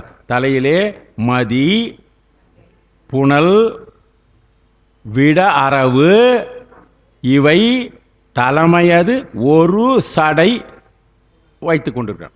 இவ்வளவையும் இந்த ஒரே சடையில் வைத்திருக்கின்றான். அந்த அதுக்கு என்ன கொடுத்துருக்குறான்னா நிலைப்பாடு ஒவ்வொரு இடம் அருளினா. இவைகளெல்லாம் நிலையாக இருப்பதற்கு இடத்தை கொடுத்துருக்கிறாராம். இந்த இடம் அருளினன் வரைக்கும் அந்த தலையில் இருக்கிற கோலங்கள் இதெல்லாம் இவைகளெல்லாம் இடம் கொடுத்துருக்கிறார் பெருமான். ஏன் ஒரே இடத்துல வேண்டாத பொருள்லாம் மொத்தமாக சேர்த்து வச்சுக்கிறியா? சண்டை போட்டுக்காதுங்க அதுங்க, அதெல்லாம் சண்டை போட்டுக்காதுங்க. எங்கள் தலையில் வந்தாச்சு இருக்கிற இடத்துல பிச்சுன்னு வாயை திறக்காதுங்க. யார் இடம்னு நினச்சின்னுக்கிறேன்? அப்படின்னு நம்ம சொல்கிறோம் இல்லையா. இந்தாங்க இவங்கெல்லாம் ஒன்றா சேர்த்து வச்சுக்கிங்களா, இதெல்லாம் காளியாங்குட்டி சாவகாசமாக இருக்குது, இதெல்லாம் வச்சிங்கன்னா அதெல்லாம் எங்கே ஒன்றாலும் எப்படி இருக்கலாம் நம்மக்கிட்ட சொல்கிறோம் இல்லையா. இப்போ உலகியலுக்கு நம்ம பேசுகிறோமே அதே மாதிரி தலை மதி தலையிலே இது என்னங்க இந்த விதத்தில் பெருமானுக்கு இடம் அருளினன், கணையினன், மருவினன், தலைவன் என்று 4 செய்தி சொல்கிறாரு. எதற்கு இடம் அருளினவன், எந்த கணையை உடையவன், எதை மருவினான், எதற்கு தலைவன், 4 செய்தி தான் இந்த பாட்டில் வருது. இங்கே வந்து என்ன பண்ண எதுக்கு இடம் கொடுத்துருக்காரு பாருங்க.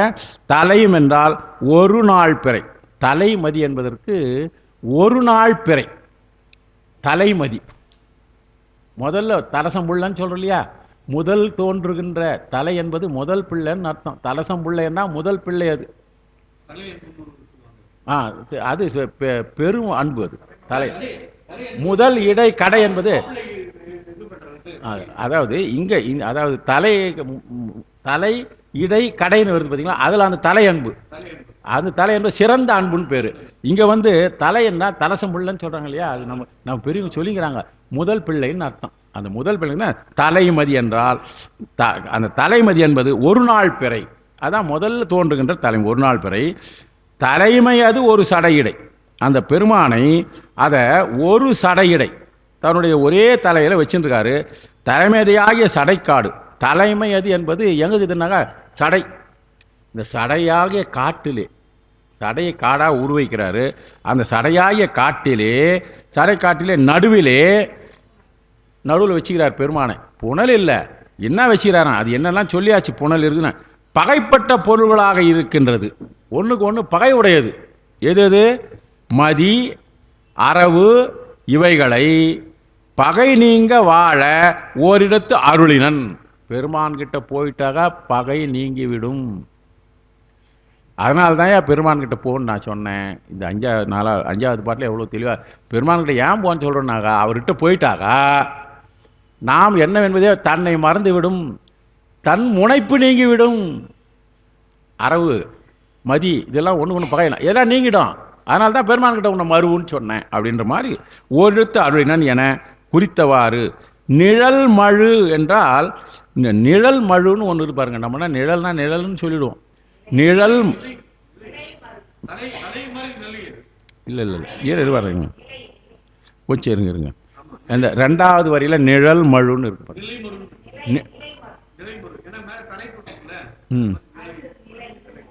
அது இல்லை சார், 2வது வரியில் 4வது சீர் பாருங்க.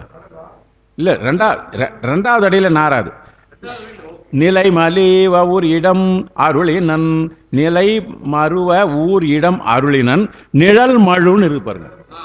நிழல் மருவினன் என்றால் இந்த இடத்துல நிழல் என்றால் சுடர் விட்டு பிரகாசிக்கின்றது. சுடர் விட்டு பிரகாசிக்கின்ற என்றால் ஒளியை விடுகின்ற மழு, கையில் இருக்கின்ற பெருமானுடைய ஆயுதம் மழு ஆயுதம். அந்த நிழல் என்பதற்கு எப்படிலாம் பொருள் இருப்பாருங்க. பொழில் வருகிற போது நிழல் என்பதற்கு அந்த பொழிலினால் இருக்கின்ற மரங்களில் இருக்கின்ற தழையினால் வருகின்ற நிழல். ஆனால் இங்கே நிழல் என்பதற்கு ஒளி விடுகின்ற மழு. மலை மருவிய சிலை தனில் இங்கே வர அர்த்தது பாருங்க. பெருமான் கையில் இருக்கின்றது எது இருக்குன்னு பார்த்தீங்களா, மலை மருவிய சிலை. மலை மருவிய சிலை எந்த மலையை விரிச்சாரு, மகாமேருவை வில்லாக, மேருவை மேருவானது வில்லாக மாறுதல். மறுவுதல் என்றால் மாறுதல், ஒன்றாக மாறுதல் மறுவுதல். அது ஒன்றாக மாறியதாக இருக்கின்ற மேருமலையாகிய வில்லை அதுக்கப்புறம் என்ன வச்சிருக்கிறாரு, எதுக்காக விரிச்சார் அதை, மதில் என்கின்ற முப்புறங்களை அழிப்பதற்காக. முப்புறங்களை கூட முப்புறங்கள் என்ன பண்ண தழல் மருவ, 3 புறங்களையும் தழல் மருவுமாறு என்றால் எரி ஊட்டுமாறு மருவினன். அப்படிப்பட்ட தழல் மருவுமாறு மருவினன் தான் இருக்குது. தழல் படுமாறு மருவினா நினைந்தான் பெருமான். அங்கே போய் ஒன்று கொளுத்துல தீட்டு சமணர்கள் ஞான சம்பந்தருடைய கொளுத்துக்கு வந்து மந்திரம் போட்டு பார்த்தாங்க, அங்கே மந்திரம் போல. அப்புறம் என்ன பண்ணாங்க, நேரில் தான் கொளுத்துனாங்க. அது நம்ம பெரிய புராணத்தில் பார்க்குற போது தெரியும். ஆகையினால் நேரில் தான் அது மாதிரி இவர் ஒன்றும் பண்ணல, மனசில் அப்படி நினைச்சாரான்.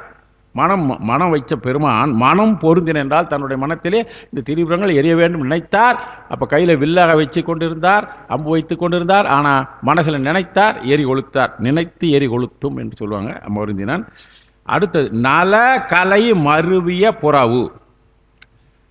நல கலை மருவிய புறவு. புறவு என்றால் இங்கே சிறு காடு. புறவு என்றால் சிறு காடு. இந்த சொல்லு பாருங்க, நான் அதான் சொன்னேன், அந்த ஊருக்குடைய 12 பேரில் ஒரு பேர் ஒரு பாட்டில் கொண்டாந்து சேர்க்கிறாருன்னு பாருங்க. புறவு என்றால் சிறு காடு. அந்த புறவு என்பது நல கலை மருவி என்றால் நன்மை பொருந்திய கலைமான்கள் நிறைந்ததாக இருக்கின்ற. நல கலை மருவிய என்றால் நன்மை பொருந்திய கலைமான்கள் என்பது மானினங்கள், அது நல்ல சாதுவான பிராணி. கலைமான்கள் நிறைந்ததாக இருக்கின்ற புறவு என்றால் சிறு காடு. இங்கே சிறு காடுகளை நிறைய உடைத்ததாக இருக்கின்ற பகுதியாக இருப்பதனாலே புறவம் என்கின்ற ஒரு பெயர் அந்த ஊருக்கு உண்டு. 12 பேரில் ஒரு பேர். இவர் இந்த புறவு என்பது வச்சிருக்க காரணத்தினாலேயே இவர் என்ன பண்ணாரு, புறவம் என்று தலப்பெயர் காரணமும் புலப்படும். இந்த தலத்துக்கு புறவம் என்கின்ற ஒரு பேர் இருக்குது இல்லையா, அந்த காரணமும் இது அமைந்ததாக பெருமான் வகுத்திருக்கிறார் என்பதனால அந்த புறவு என்கின்ற பெயருக்கு அவர் சொல்லிட்டாரு. புறவம் என்பது சிறுகாடு. சிறுகாடு அதான் புறம் என்றால் பக்கத்தில் இருக்குது. காடுக்கு பக்கத்தில் இருக்கிற இடம் புறம், புறவு. இந்த மேய்ச்சல் நிலமாக பயன்படுத்தலாம். காடை வந்து மேய்ச்சல் நிலமாக பயன்படுத்த முடியாது. புறவம் அது இருக்கலாம். புறம் என்றால் ஊருக்கு புறம். அது காடுகளுக்கு புறம் என்றால் புறவு. புறம் என்பது வேற, புறவு என்பது வேற. புறவம் புறவு என்றால் சிறு காட்டுக்கு புறவு என்பது இலக்கிய சொல்லாக இருக்கிறது. அது மாதிரி பொருள் கொடுத்துருக்காரு. அடுத்தது அந்த இந்த புறவத்துக்கு வந்து இருக்கிற புறவம் வந்து ரா என்பது இந்த ரா வேற. அந்த புறம்போக்கு என்பது அவுட் சைடு, புறம். அகம் புறம், அது வல்லினரா. அந்த ராவுக்கு இந்த ரா வித்தியாசம். அதனால சிறு காடு. ஆகையினால அடுத்தது நான் பாட்டுக்கு போய்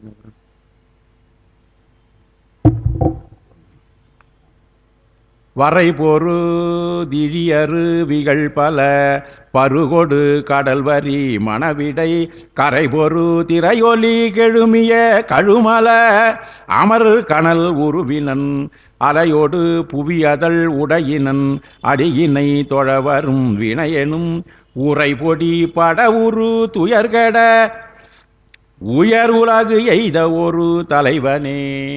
என்ன சொல்றாரு, இவனை என்ன வணங்கினேவான்னு சொன்னேன், வினை கெடும், வினை கெடுத்து அத்தாட விட்டுறாது, இங்கேயே விட மாட்டான், வினை கட்டினா நீ எங்கே போவ, உயர்ந்த உலகத்துக்கே உன்னை கொண்டு போவான்னு சொல்லி கட்சியில் இந்த பாட்டை முடிக்கிறாரு.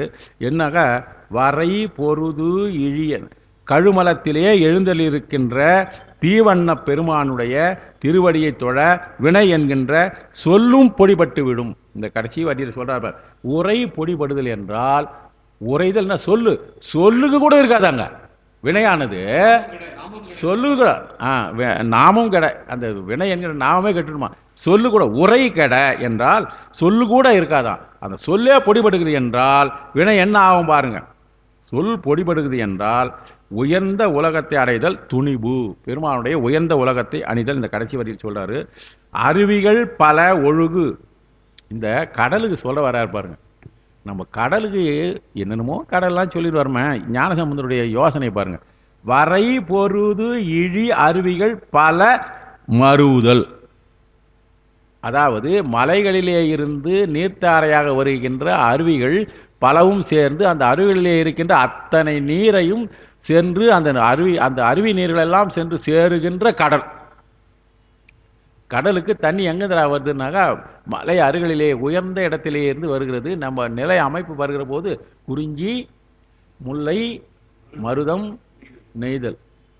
இங்கே வந்து நெய்தல் சொல்லிட்டு பாலை சொன்னாக்கா அங்கே செட் ஆகாது.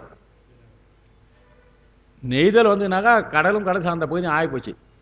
இந்த குறிஞ்சியும் முல்லையும் முறைமையில் திருந்து பாலை என்பது ஒரு படிமும் கொள்ளும் நானிலம் தான் சொல்லுவாங்க. அது இலக்கணத்தில் பெரிய விஷயம். அது பெரிய ஆராய்ச்சியெல்லாம் பண்ணி பேசிட்டு இருக்காங்க. அதனால் இந்த 4 நிலங்களிலே கடைசியில் எங்கேருந்து ஆரம்பித்தார், மலையிலேருந்து ஆரம்பித்தார். கடைசியில் எங்கே போய் நிற்குது, கடல். எங்கே போய் நிற்குது, மலையிலேருந்து வருது அருவியெல்லாம் எங்கே போய் சேருது, கடலில் சேருது. அப்படிப்பட்ட கடலினுடைய தன்மை வரை பொருது இழி அருவிகள் பல மருகு ஒரு கடல். அடுத்தது கடல் வரி மண விடை கரை பொரு திரையொலி. அந்த கடல் அலையானது முழுமையாக பல அருவிகளை உடைய கடை திரை ஒளி கெழுமிய கழுமலம். அந்த திரைகளுடைய ஒளி நிறைந்ததாக இருக்கின்ற கழுமலம், அலையோசையோடு இருக்கின்ற கழுமலம் என்கின்ற அந்த கழுமலத்துக்கு அவ்வளோ சொல்லி திரை ஒழுக்களை அயர் கன அப்படிப்பட்ட பெருமான். அதுக்கப்புறம் அந்த சின்ன கழுமலத்திலே அமர்தல் என்றால் நிறைந்திருப்பு அமர்ந்திருப்பனும் ஆகிய கனல் உருவன் அர்த்தம் சொல்ல வேண்டியதே கிடையாது. அரை பொறு புலியதழ் போன பாட்டில் வந்தது, இடையிலே புலியாதலே இருக்கின்றது. அவருடைய அடியினை தொழ வருவினை எனும் நமக்கு வந்திருக்கின்ற வருகின்ற இனிமேல் கம்னு விட்டோம்னாங்க அதுவும் வரும். இந்த வினையெல்லாம் கெடும் என்பது உரையும் பொடிபடவே அதன் பொருளாகிய வினையும் பொடிபடுதல் சொல்லாமலேயே புரியும் என்பதனால உரை பொடிபட என்று சொல்லே அழிஞ்சிரியா. சொல்லே இருக்காதுன்னா அப்புறம் அர்த்தம் எங்கே திரும்ப போகுது? சொல் அழிகிற போது பொருள் என்ன ஆகும்? ஆட்டோமேட்டிக்காக அழிஞ்சிடும். முதல் இரு கதிர்வள இளமதி சடையனை நரநிறை தலைதனில் உதிருரு மயிர்பிணை தவிர்தசை உடைபுலி அதழிடை இருள்கடி கதிருரு சுடரொளி கெழுமிய கழுமல அமர்மழு பலிமடை அதிருரு கழலடி களதடி தொழும் அறிபவர் அறியவே அறியாமே சொல்றாரு. அந்த பெருமானை இந்த கடைசி வழியில் பெருமானை அதிர்வுரு கடலடி, அதிர் என்றால் ஒளி பொருந்திய காலணிகளை அடைந்தவனாக இருக்கின்ற, கழல் என்றால் ஒளியை உமிழுகின்ற கழலை உடையவனாக, கடல் என்றால் அணிகலங்களினால பெயர் வருது. அந்த கடல் என்பதற்கே காலிலே இருப்பதனால தான் கடல் இடவாகு பெயர்னு பேர் இலக்கணத்தில். அந்த கடலை உடையவனாக இருக்கின்ற பெருமானுடைய அடி தொழும் அறிவு அல்லது வேறு அறிவு இல்லை சொல்லிட்டா பாருங்க. நான் உங்களுக்கு தொழுன்னு சொன்னேன், மறுதல் சொன்னேன், எனக்கு என்ன தெரியுமா விஷயம், நான் அது மாதிரி தான் செஞ்சுட்டு இருக்கிறேன், எனக்கு பெருமானுடைய தொழுகின்ற தவிர வேற எதையுமே என் மனம் அறியாதுன்னு சொல்கிறார். தன்னை எடுத்துக்காட்டாக சொல்லிக் கொள்கிறார். அதனால் எனது அறியாமை, வேறு எதையும் நாம் அறிய மாட்டோம். அது பெருமானுடைய தொழுதுன்னு இது பாருங்க.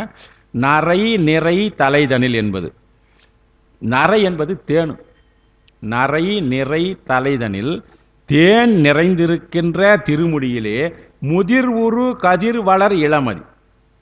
முதிர் உருன்னு இருக்கு பார்த்தீங்களா, முதல் சொல்லு. முதிர்வு உரு கதிர் வளர் இளமதி என்றால் முதிர்ச்சியுடன் கதிர்கள் வளரும் இளைய ஒத்த கலைப்பிறை சடையை உடைய. முதிர்ந்ததுன்னா என்ன ஆகும்? நல்ல ஒளியை கொடுக்கும். அப்படிப்பட்ட பிறையை உடையவனாக இருக்கின்ற பெருமான் உதிர் உரு மயிர் பிணை என்றால், இந்த பாருங்க, உதிர் உரு இந்த மயிர் என்ற சொல்லு இலக்கியத்தில் தைரியமாக நம்ம பயப்படுறோம். அது சொன்னா என்னடான்னு முடின்னு சொல்லு, அப்படி இப்படி முடினாக்கா அதுக்கு 2-3 பொருள் வந்துடும். மயிர்னு சொல்கிறேன் சொல்ல ஞானசம்பந்தரே ஆட்சி பண்ணிடுற பாருங்க. உதிர் உரு மயிர் என்றால் மயிர் என்ன பண்ணாக்கா ஒரு காலத்தில் என்ன ஆகிடும், அது உதிர்ந்து விடும். உதிர் உரு பிணை, அதாவது உதிர் உரு மயிர் பிணை, உதிரத்தக்க மயிர்கள் உதிராதே பிணைந்திருக்குதான். பெருமான திருவடியில் உதிர் உரு மயிர் பிணைந்து இருக்குதான். பெருமானுடைய திருவடியில் முடியல எப்போது அவர் இவ்வளோ காலத்துக்காக காலம் கடந்த பெருமானாச்சே, அவர் தலையில் அப்படியே தான் இருந்துங்குது. அது உதிர்னு இல்லையா, நமக்கெல்லாம் உதிர்ந்து போகுது இல்லையா, அவர் உதிர். அதான் சொல்ற உதிர் உரு மயிர் பிணை தவிர் தசை உடை புலி அதழிடை. அந்த பெருமான் தலையிலே முடி உடையதாக இருக்கின்றார்கள். உதிர் உரு பிணை தவிர் தசை உடை புலி அதழ் பாருங்க. அதாவது முதிர்ந்த தசையினை உடையதாக இருக்கிற புலித்தோளம். புலித்தோளுக்கு சொல்ல வர இடத்துல அது புலித்தோல் ஒரு அடைமொழி கொடுக்குறாரு இந்த பாட்டில். என்ன சொல்றாரு பாருங்க. உதிர் உரு மயிர் பிணைனா உதிரத்தக்க மயிர்கள் சொல்லிட்டாரு. தவிர் தசை உடையிலை புலி அதழ். இந்த தவிர்க்கு புலி அதழுக்கு வரணும். புலியினுடைய தோல் தவிர் தசையுடைய புலி அதழ் என்றால் கழல்கின்ற தவிதல் என்றால் கழல்தல்.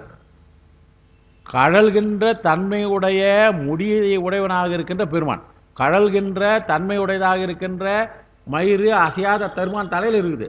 ஆனால் இவர் அணிந்திருக்கின்ற புலி எப்படி பண்ணென்றால் முதிர்ந்த தன்மை உடையதாக இருக்கின்ற, தளர்ந்த தன்மை உடையதாக இருக்கின்ற, அதாவது பெரிய மானுடைய தோல் தான், அந்த புலியினுடைய தோல் தான் நல்ல ஸ்ட்ராங்காக இருக்கும்னு சொல்லுவாங்க. சாதாரண நீங்கள் பார்த்தீங்கன்னா வயது முதிர்ந்த புலி வரும்போது பார்த்தீங்கன்னா தெரியும், அது நல்ல தோல் தசையெல்லாம் நல்லா அதுமாதிரி தவிர்ந்திருக்கும். அதுதான் சொல்வார். உதிரத்தக்க மயிர்கள் இருக்கின்றன. தவிர் தசை உடையது என்றால் கழன்ற தசை உடையதாக இருக்கின்ற புலியினுடைய தோலை உடுத்த. அப்படிப்பட்டது இப்போ இங்கே என்ன சொல், தோலை உடுத்தான்னு சொன்னார். அப்படிப்பட்ட தோலை உடுத்தி இருக்கின்ற இடையனை உடையவன். இப்படிலாம் பொருள் கொண்டாதான் அந்த பாட்டுக்கு பொருள் கொள்ள முடியும். இடையினை உடையவன் அவனை இடை என்பது உடையானை காட்டி நின்றது. இடை என்பது எதை காட்டினா இடையவன் என்றால் இடையை உடையவனாக இருக்கின்ற இறைவை காட்டி நின்றது. அப்படிப்பட்டவரை தொழுங்கள். தொழுகின்ற அறிவு அல்லது பிறவற்றை அறியோம் என்று உரைத்த திருத்தொண்டருக்கு உண்டான இலக்கணம். இந்த பெருமான் தன்னை கூறி சொல்றாரு, இருந்தாலும் அதுதான் உண்மையான தொண்டருக்கு இலக்கணம் என்று சொல்றாரு. 8வது பாட்டு. இதுக்கப்புறம் 8வது பாட்டு வந்தாலுமே நமக்கு ராவணம் வந்துடுவான், அது ஈஸியாக போடும். கடல் என நிறநெடு முடியவன் அடுதிரல் தெரல் அடி சரண் என அடல் நிறை படை அருளிய புகழ் அறவரையினன் அரவு அறையினன். இங்கேயும் பாருங்க, அரவு அறையினன் அணிகிளர் பிறை விடம் நிறை மிடருடை அவன் விரிசடையவன் விடையுடையவன் அவன் உடன் உரை பதிகள் தன் மருகு உடை உயர் கழுமலம் வியல் நகரதே. இந்த பாட்டில் ஒரு நுணுக்கமான செய்தி இருக்குது, அது மட்டும் சொல்லிடுறேன். கடல் என்கிற நிறத்தை உடையவன் நல்லா தெரிய போச்சு. கடல் என நிற நெடுமுடையவன், கடல் போன்ற நிறத்தை உடையவனாக இருக்கின்ற, கடலை ஒத்த நிறத்தை உடையவனாக இருக்கின்ற நீண்ட கிரீடத்தை அணிந்தவனாகிய இராவணன். அவனுக்கு இவ்வளோ அடைமொழி. கடல் என கடல் போன்ற நிறத்துக்கு சொன்னார். நெடுமுடியவன் என்றால் நீண்ட முடியை உடையவனாக இருக்கின்றார். தலையில் அவன் நீண்ட முடிவு கட்டின்னு இருப்பான், ராவணன் அரசன் இல்லையா. அவன் அடுதிரல், அவன் என்றால் போரிலே சிறந்தவனாக இருக்கின்றவன். அவனுடைய வீரமானது திரள் அடு தெர, அவனுடைய போரில் இருக்கின்ற வீரத்தை அழியும்படியாக அவங்ககிட்ட இருக்கின்ற எதுக்கு எடுத்தான் வேகமாக வந்து பார் என்ன ஆகுது எடுத்தான். ஒரு கை பார்த்துருப்பார் அங்கே என்ன அப்படின்னு எடுத்தான். கொலைப்பாவமோடு கொலைக்காக பேர் வரமுறை வந்தான். அந்த கொலைப்பாவம் நீங்க, அந்த பாவம் நீங்க என்ன பண்ணான், வருந்த தன்மை தொலைய என்றால் அவனிடத்திலே இருக்கின்ற துன்பப்படுத்துகின்ற தன்மை தொலைய என்பது அடி சரண் என ஆனவுடனே அவன் என்ன பண்ணிட்டான், சரண்டர் ஆயிட்டான். அடி சரண் என, திருவடியே சரணம் என்றால் அடைக்கலம், அடைக்கலம் என்று கூடுகின்றன. அவர் என்ன பண்ணாராம், அப்படிப்பட்ட அவனுக்கு ஒரு பறையை கொடுத்தாராம், அடல் நிறை படை கொடுத்தாராம். அடல் நிறை என்றால் பல்வேறு பகைவர்களை கொல்லுகின்ற தன்மையுடைய, வீரத்துக்கு அடிகளங்களாக உறவக்கூடிய, வீரத்துக்கு உதவுவதாக கொடுக்கின்ற கொலை நிறைந்த படையாகிய, அதுக்கு பேர் சொல்லிடுறோம் சந்திரஹாசம்னு பேர், ஏற்கனவே சொல்லிடுறோம். சந்திரஹாசம் என்கின்ற ஒரு வாள், படை என்பது இங்கே சந்திரஹாசம் என்கிற ஒரு வாள் கொடுத்தார். அந்த வாளையும் வாழ்நாளையும் கொடுத்தான்னு சொல்லுவாங்க. வாளும் வாழ்நாளும் கொடுத்தாலும் ஷார்ட்டாக சொல்லுவாங்க. அப்படிப்பட்ட வாள், அப்படிப்பட்ட கொடுத்தமாக இருக்கின்ற அரவு அறையினன். போன பாட்டில் இடையினன் சொன்னார், புலித்தோலை உடைய இடையினன். இங்கே அரவு அறையினன். பெருமானுக்கு புலித்தோல் கட்டின்னு இருந்தாக்கா, தளர்ச்சியான புலித்தோல் கட்டின. இப்போ நம்ம கூட இந்த கொஞ்சம் ஜரிகை அதிகமாக இருக்கிற இந்த இவ்வளோ ஜான் இருக்கிற ஜரிகைலாம் எடுத்து கொடுத்துட்றாங்க. இப்போ பிராமின்ஸ்லாம் அதெல்லாம் நிறைய கட்டின்னு வருவாங்க. நான் நேற்று கட்டின்னு வந்த வேஷ்டி எங்கிட்ட இருக்கிறதுலே அதிகமான ஜரிகை இருக்கிற வேஷ்டி அது ஒன்று தான்.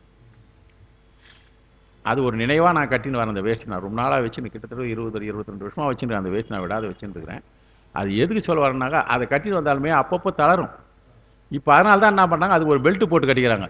சாமி என்ன பண்ணுறான், புலித்தோல் இருக்கிற போது அரவு அறையினன் என்றால் பாம்பை இடுப்பில் அணிந்தவன். அரவு அறையினன். இந்த பின்னால் நாவுக்கரசுதிலே அந்த அரவு கூட 5 தலையுடைய நாகம் தான் அறிஞ்சிருக்காங்க. அதை அப்படி பார்த்தாக்கா 5 தலை தெரியுமா, உயிரோடு இருக்குமா. இடுப்பில் கட்டியிருந்தாலும் அதுவும் உயிரோடு இருக்குன்னு சொல்லுவார். அரவு அறையினன். அப்படிப்பட்ட பெருமான் பாம்பை இடுப்பில் அணிந்தவன். கடல் மருகு உடை, கடலும் கலங்குதலை உடைய காலத்து, அந்த கழுமலத்துக்கு அடையாளம் சொல்றார் பாருங்க. கடல் மருகு உடை என்றால், கடல் மருகுதல் என்றால் கடல்கள் எல்லாம் கலங்குகின்ற பொழுது. எப்பொழுது, ஊழிப்பெருங்காலத்திலே. கடல் மருகு என்றால் கடலினாலே அந்த கலங்குகின்ற காலத்திலே, அந்த நேரத்திலே கூட மருவுதல் என்றால் வாழ்ந்து கொண்டு இருக்கின்ற காலத்திலே உயர் கழுமலம். அப்படிப்பட்டு மூழ்காமல் உயர்தல். கடல் மருவுகின்ற பொழுது மூழ்காமல் உயர்ந்து இருக்கின்ற கழுமல நகர். என்ன சொல்லாட்சி பாருங்க. கடல் மருவு, கடல் மருகுடை உயர் கழுமலம் என்றால் மருகின்ற தன்மை. இங்க ஒரு சொல்லு இருக்குது, பதிகள் தன் மருகுடை. ஒரு பொருளாக கொள்ளலாம் பாருங்க. பதிகள் தன் மருகுடை, அதான் இருக்குது கடைசி சொல்ல. உடனுரை பதிகள். இந்த கழுமலத்திலே பக்கத்திலே இருக்கின்ற பல தலங்கள், கழுமலத்துக்கு பக்கத்திலே பக்கத்தில் இருக்கிற கலங்கள்லாம் என்ன ஆகி போகுது, மூழ்கி போகுது. ஆனால் உடனுரை பதிகள் தன் மறுகுடை உயர் கழுமலம் மழுகின்ற போது அப்படி ஒரு பொருள் கொடுக்குறாரு. பதிகள் எப்படி பண்ணணும், தன் மறுகுடை என்றது இந்த இடத்துல இந்த பிரிக்கிற போது பாருங்க, பதிகடல் மறுகுடைன்னு இருக்கு. எப்படி உங்க புத்தகத்தில் என்ன பாட்டுக்கு என்ன இருப்பது, பதிகள் பதிகள் தன்னு இருக்கா, பதிகள் தன்னு பிரிச்சு, பதிகள் தன்னு பிரிச்சு போட்டாங்க. ஆனா இது வந்து இலக்கணம் சேரும்போது பதிகடன் மறுகுடை, அந்த பதிகள் தன் மறுகுடை என்பது பிரிப்பாங்க. அதுதான் வந்து இங்க பதிகள் தன் மறுகுடை என்றால் பதி கடல் மருகு உடை என்கின்ற ஒரு அருமையான தலங்களை இவர் கொடுக்குறாரு. கடலும் கலங்குதலை உடை ஒரு காலத்திலே அழியாமல் இருக்கின்ற கழுமலை என்பதற்கு என்ன சொல்லினே போனால் நீளமாக போயிட்டே இருக்குது. அடுத்தது கடைசி இன்னும் ரெண்டு ஒரு முடிச்சிடறேன் சார், ஷார்ட்டாக முடிச்சிடறேன். கொழுமலம், அதாவது கொழுமலர் உரைபதி உடையவன் நெடியவன் என இவன் கழுமலன் விழுமையை மணவரிகிலர் இறை விரைபுணர் பொழிலணி விழவமர் கழுமல மயர் கணல் உருவினன் அடியினை தொழுபவர் அருவினை எழுமையும் இலர். ஒரு ஷாட் கொடுக்குற, எழுமையும் இலர் நிலவகைதானில் எழுதி இமையவர் வியன் உலகமே. வினை போவன்னாரு, இந்த உலகத்தில் வினை போவன்னாரு, இந்த உலகத்திலையும் வினை கிடையாது. 7 பிறவிகள் எத்தனை பேர், 7 பிறவிகள்னா 7 பிறவி கிடையாது, இற்றைக்கும் 7 பிறவிக்கும் சொன்னார். அவங்க 7 பிறவின்னு சொல்ல, 7 பிறவிக்கும்னா 7ன்றது 7னுடைய எண்ணிக்கையில் நீ எவ்வளோ நாள் போயிட்டோம்னா 7 பிறவின்னு தாங்க. எத்தனையோ பிறவி இருக்கலாம். இந்த பிழைதனில் எளிது, இங்கே இது மட்டும் எளிதில்லை, இமையவர் பதிக்கும் போவாங்க. பெருமானுடைய திருவடியினாலே அந்த உலகத்துக்கும் போய் பெருமானுடைய திருவடியை சேரலாம் என்று சொல்கிறாரு. இங்கே கொழு மலர் உரைமதி என்றால், கொழு மலர் என்றால் கொழுவிய தாமரை மலர். கொழு மலர் என்றால் கொழுவிய தாமரை மலர் என்றாலே என்னது, அதனால கொழு மலர் என்றால் பெருமைக்குடையதாக இருக்கின்ற தாமரையை அமர்ந்திருக்க, தாமரை உடையவனாக இருக்கின்ற பிரமன். நெடியவன் நல்லா தெரியும் உங்களுக்கு, அர்த்தம் சொல்ல வேண்டியதில்லை. நெடியவன், நெடியவன் அவன் என, இந்த அவன் என்பது சிவனை குறிக்கிறது. இந்த 2 பேரும் அவன் என இவர்களும், பெருமான் ஒருத்தன் இருக்கிறான்னு நினைக்கலையா அவன் சிவன் என்று, விழுமை சிவனுடைய பெருமையை நினைக்காமல் இருந்ததுனால கொஞ்சம் கூட அறியலையான், இறையளவு அறிகலறான். முதல்ல இவங்க சண்டை போட்டு நிற்கிற போது மேலே ஒருத்தன் இருக்கிறான்ற பெருமானுடைய பெருமையை இறையளவு அறிகலர் என்றால் சிறிது கூட இறைவனுடைய சிறிய அளவு, இறையளவு என்று சிறிய அளவு கூட அவங்க அறியவில்லை என்பதனால நில வகைதனில் என்று சொல்லுனாரு. எழுமையும் நில வகையிலே இருக்கின்ற 7 பிறப்பிலேயும் என்கின்ற கழுமலத்திலே இருக்கிற பெருமான் 7 பிறப்பிலேயும் விளக்கமான போல நில வகைதனில் வினை எழுமையும் இலர். நில வகைதனில் நிலத்திலே இருக்கின்ற பிறவிகளிலே 7 பிறவியிலே இருந்து வினை கெழுவார்கள். அடுத்தது வியன் உலகம் எரிது. வியன் உலகம் என்றால், வியன் என்றால் பெருமைக்குரிய, பெருமையை ஒரு உலகத்திலும் அவர்கள் எளிதாக அடைவார்கள் என்று இயைத்து பொருள் கொள்ள வேண்டும். வினை எழுமையும் இலர் இமையவர் வியன் உலகம். இமையவர் வியன் உலகம், இமையவர்கள் வாழ்கின்ற உலகமாக இருக்கின்ற வியன் உலகமும் எளிது எனவும் இயைத்து பொருள் கொள்க. இங்க அளவறிகிலர் இறை, அளவு அறிகிலர் இறைன்னு கொண்டு கூட்டிக்கணும். இறை அளவு அறிகிலர்னு இருக்காங்க.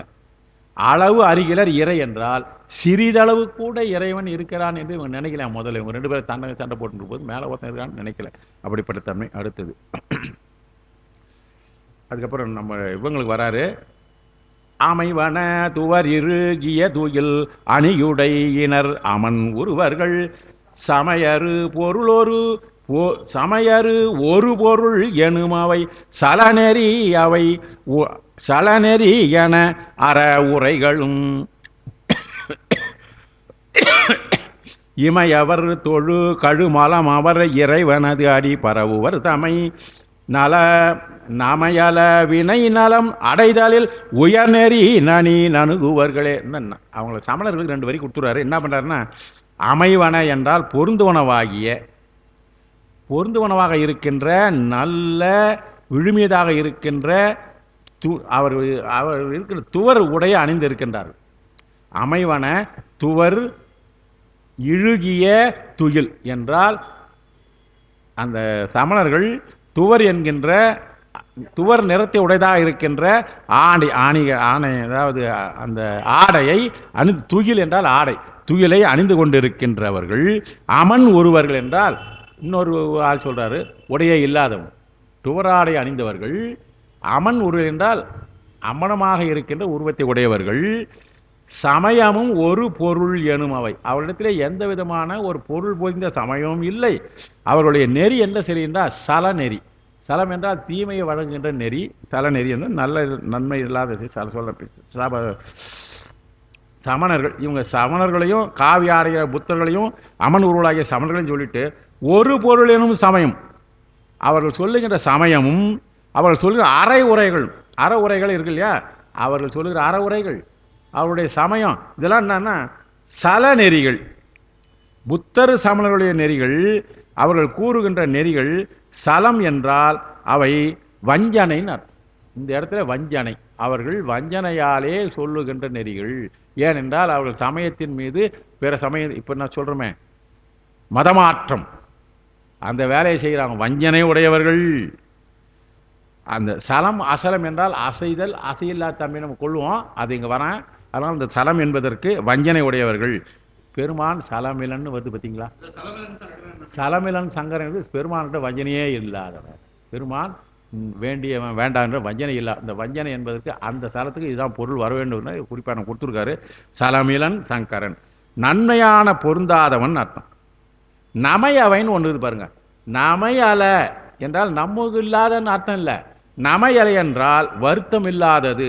நமையல வினை, வினை என்ன பண்ணுமா, நமக்கு எதை கொடுக்குமா, வருத்தம் கொடுக்கும். வினையினால் வருகின்ற வருத்தம் நமக்கு இராது. வருத்தம் நீங்கிச்சுன்னா என்ன ஆகும், நன்மை கிடைக்கும். அந்த பெருமானை கொடுக்கக்கூடியவர் உயர் நெறி. பெருமானுடைய நெறிதான் நன்மையை அழிப்பதாக இருக்கின்ற, நம்முடைய நன்மையை நீக்குவதாக இருக்கின்ற, அந்த வினைகளை அறுத்து நன்மையை தருவதாக இருக்கின்ற, தன்மைக்கு அடைவராக இருக்கின்ற காரணத்தினாலே நம்முடைய நெறிதான் சிவநெறிதான் உயர் நெறி. ஆகையினாலே நீங்கள் அதை நணுகுங்கள், நனி நணுகுங்கள். இந்த நனி என்ற சொல்லு 3வது வாட்டியாக வருது. நனி மிகவும் நடுங்கி வெறுப்பார்கள். வினை நலன் அடைதலின் நமையல, வினை நலன் அடைகிற காரணத்தினாலே அவை தீமையை செய்யாது என்று கொண்டு கூட்டினேன் என்றன. நெறி நணுகுவர்கள் என, நெறியிலே யார் நணுகுகின்றார்களோ அவர்களுக்கு வினையானது தீங்கும். ஆகையினால் அவருக்கு நமைது என்கின்ற துன்பங்கள் தராது என்கின்ற ஒரு நிலைமை சொல்றாரு. கடைசி பாட்டில் ரொம்ப ஷார்ட்டாக, அது ஒன்றும் பெரிய விஷயம் இல்லை. பெருகிய தமிழ் விறகினன் மலி பெயதவன் உரைப்பினர் திரையோடு சுருகிய சருகிய நிறவிரி கடலர் காவா போட்டுக்குது. சரி வரோம். கருகிய நிறவிரி கடலடை கழுமலம் உறைவிடம் என நனி பெருகிய சிவன் அடி பரவிய பிணைமொழி அவன் ஒருபதும் பிணைமொழியன ஒருபதும் உடன் மருவிய மனம் உடையவர் மதி உடையவர் விதி உடையவர்களே. பாருங்க, தமிழ் விரகனாகிய பெயரவன் என்றார். தமிழ் விறகினாகிய பெயர், பெருகிய தமிழ் விறகின் என்றால் தமிழ் விரகன் என்ற பெயரை உடையவன். மலி பெயரின் அவருக்கு வதியாக கொடுக்குற பாருங்க. மலி பெயரின் என்றால் சிறந்த பெயரை உடையவன். தமிழ் விரகன் என்கின்ற சிறந்த பெயரை உடையவன், தமிழ் விரகனாகிய பெயரை உடையவனாகியிருக்கின்ற பரவிய மொழிகள். அவர் என்ன 10 அவர் நமக்கு கொடுத்ததாக இருக்கின்ற 10 மொழிகளையும் மருவிய மனம் உடையவர். இந்த மருவுதல் என்பது நம்ம ஏற்கனவே பல பொருட்கள் சொல்லியிருக்கிறோம். அப்படிப்பட்ட மருவிய மனம் உடையவர். முதல்ல இந்த பாட்டில் நம்ம மருவி போய் உள்ளே போய் இருந்து மனம் வச்சு, இப்போ எவ்வளோ பேர் எவ்வளோ மனம் வைக்கணுன்னாக்கா அங்கேருந்து வரணும், இவர் ஏற்பாடு பண்ணோம், இது பண்ண எல்லாம் பண்ணி இப்போ ஒரே சிந்தனையோடு இருந்து கொண்டு பார்த்துக்கிறோமே. அந்த மருவிய மனம் உடையவர்கள் சாதாரணமாக பதிகத்தில் மனம் வந்து மருவாது. இவ்வளோ இருந்தும் சொல்லி இவ்வளோ பொருள் இருந்தும் மறுவதில் என்றால் இங்கேருந்து போன பிறகு மறுவாது இருக்கணும்.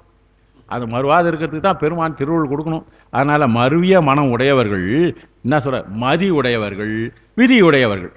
இந்த பாட்டு கடைசி பாட்டுக்கு அர்த்தம் தமிழ் விரகனாகிய பெயரை உடையவனாக இருக்கின்ற பெருமான், அந்த தலத்திலே இருக்கின்ற பெருமானை பரவி என்றால் வழிபட்டு சொன்ன மொழிகள் 10ம் மருவிய மனம் உடையவர்கள், அதிலே ஊடாறு சென்று அந்த பொருளை அறிந்து அந்த நல்ல மனத்தோடு இருக்கின்றவர்கள். நீங்கள்லாம் மருவிய மனம் உடையவர்கள். எனக்கு தான் இல்லை, நான் பார்த்து சொல்லிக்கிறேன். எனக்கு மனப்பாடம் ஆகாது. கேட்குற போது தான் காது வழியாக உங்களுக்கு கேட்கணும், எனக்கு காது வழியாக கேட்காது. அதுதான் மறுவுதல். கேட்டார் பெரியோர்னர். கற்றல் கேட்டல் உடையவர்னு சொல்ற இடத்துல அந்த கேட்டல் கேள்வி ஞானம். செல்வத்தில் செல்வம் செவிச்செல்வம். வாய் செல்வம் சொல்லலை, எனக்கு வாய் செல்வம் தான் ஓடிங்குது. செவிச்செல்வம் இல்லை, உங்களுக்கு தான் செவிச்செல்வர்கள், நீங்கள் தான் செல்வர்கள். புகழ் உடையவன் உரையினர் திரை. உரை பிணர் திரைன்னு ஒரு சொல்லியிருப்பாருங்க. உரை பிணர் திரை என்றால் நீர் துளிகளோடு மடங்குகின்ற. பிணர்தல் என்றால் மடங்குதல், உரை என்றால் நீர் திரைகள், மடங்குகின்ற அலைகளோடு இருக்கின்ற அந்த கழுமலம். என்ன தரமுறை பிணை மொழியன என்றால், பிணை மொழி என்பதற்கு அன்பு பூட்டிய மொழி. பெருமானிடத்திலே அன்பு கொண்டு கூறிய மொழிகள். அந்த மொழிகள் அவர் என்ன அன்பு கொண்டு சொன்னார், உரையாசிரியர்கள் ஒரு வழியாக அப்படியே கொஞ்சம் சொன்னாங்க. இதுவோ நானும் கொஞ்சம் புரிஞ்சுக்கினேன். நான் புரிஞ்சுக்கினது என்ன புரிஞ்சுக்கணுன்றது எனக்கே தெரியல. முடிஞ்ச வரையும் அந்த உரையை உடனடியாக கொண்டு சொன்னேன். இதில் குற்றம் குறைகள் இருக்கும். இந்த நாங்கள் பாரதம் சொல்லி முடிகிற போது குற்றம் குறைகள் இருக்கும். குற்றத்தை விலக்கி குணத்தை கை கொண்டு அடியேனை ஆசீர்வதிக்குமாறுன்னு சொல்லி முடிச்சுடுவோம் 5 மணி நேரம் பேசிட்ட பிறகு. காரணம் என்னென்னா, இது இட் இஸ் கொஞ்சம் இதுவாக தான் இருக்கும். அந்த சூழ்நிலை காரணமாக அந்த மாதிரி சில சொற்கள் எனக்கு இந்த யாவா வாட எழுதுகிற போது என்னுடைய கையெழுத்தான். நானே சொந்த கையை ஹேண்ட் ரைட்டிங் தான் எழுதி படின்னு சொல்லியிருக்காங்க, பேராசிரியர்கள் சொல்லியிருக்காங்க. அதனால் எழுதி படிக்கிற பழக்கம் இருக்குது. அந்த வகையிலே கொஞ்சம் குற்றம் குறைகள் இருக்கும். இருந்தாலும் ஓரளவுக்கு தெளிவாக அது சொல்லியிருக்கிறேன். நான் சந்தோஷமாக சொல்லிட்டு இருக்கிறேன். கேட்ட பெரியோர்களாகிய உங்களுக்கு செவிச்செல்வத்தின் நுகர்ந்தராகிய உங்கள் திருவடிகளை வணங்கி, அதுக்கு ஏற்பாடு செய்தவருடைய அவருடைய திருவடியை வணங்கி நிறைவு செய்கிறேன். நாளைக்கு இன்னும் இதை விட நாளைக்குன்னா அடுத்த 2 பதியங்கள் மிக சிறப்பான பதியங்கள். இந்த 3 இதுக்கு மேலே இருக்கிற 3 பதியங்களும் மிக அருமையான பதியங்கள். வந்து கேட்டு இன்புறுமாறு அடியேன் தாழ்மையோடு கேட்டுக்கொள்கிறேன். நன்றி, வணக்கம். கல்லா பிழையும் கருதா பிழையும் கசிந்து உருகி நில்லா பிழையும் நினையா பிழையும் நினது 5 எழுத்தை சொல்லா பிழையும் எல்லா பிழையும் பொறுத்தருள்வாய். சொல்லா பிழையும் தொழா பிழையும் எல்லா பிழையும் பொறுத்தருள்வாய். இறைவா கச்சியே கம்பனே.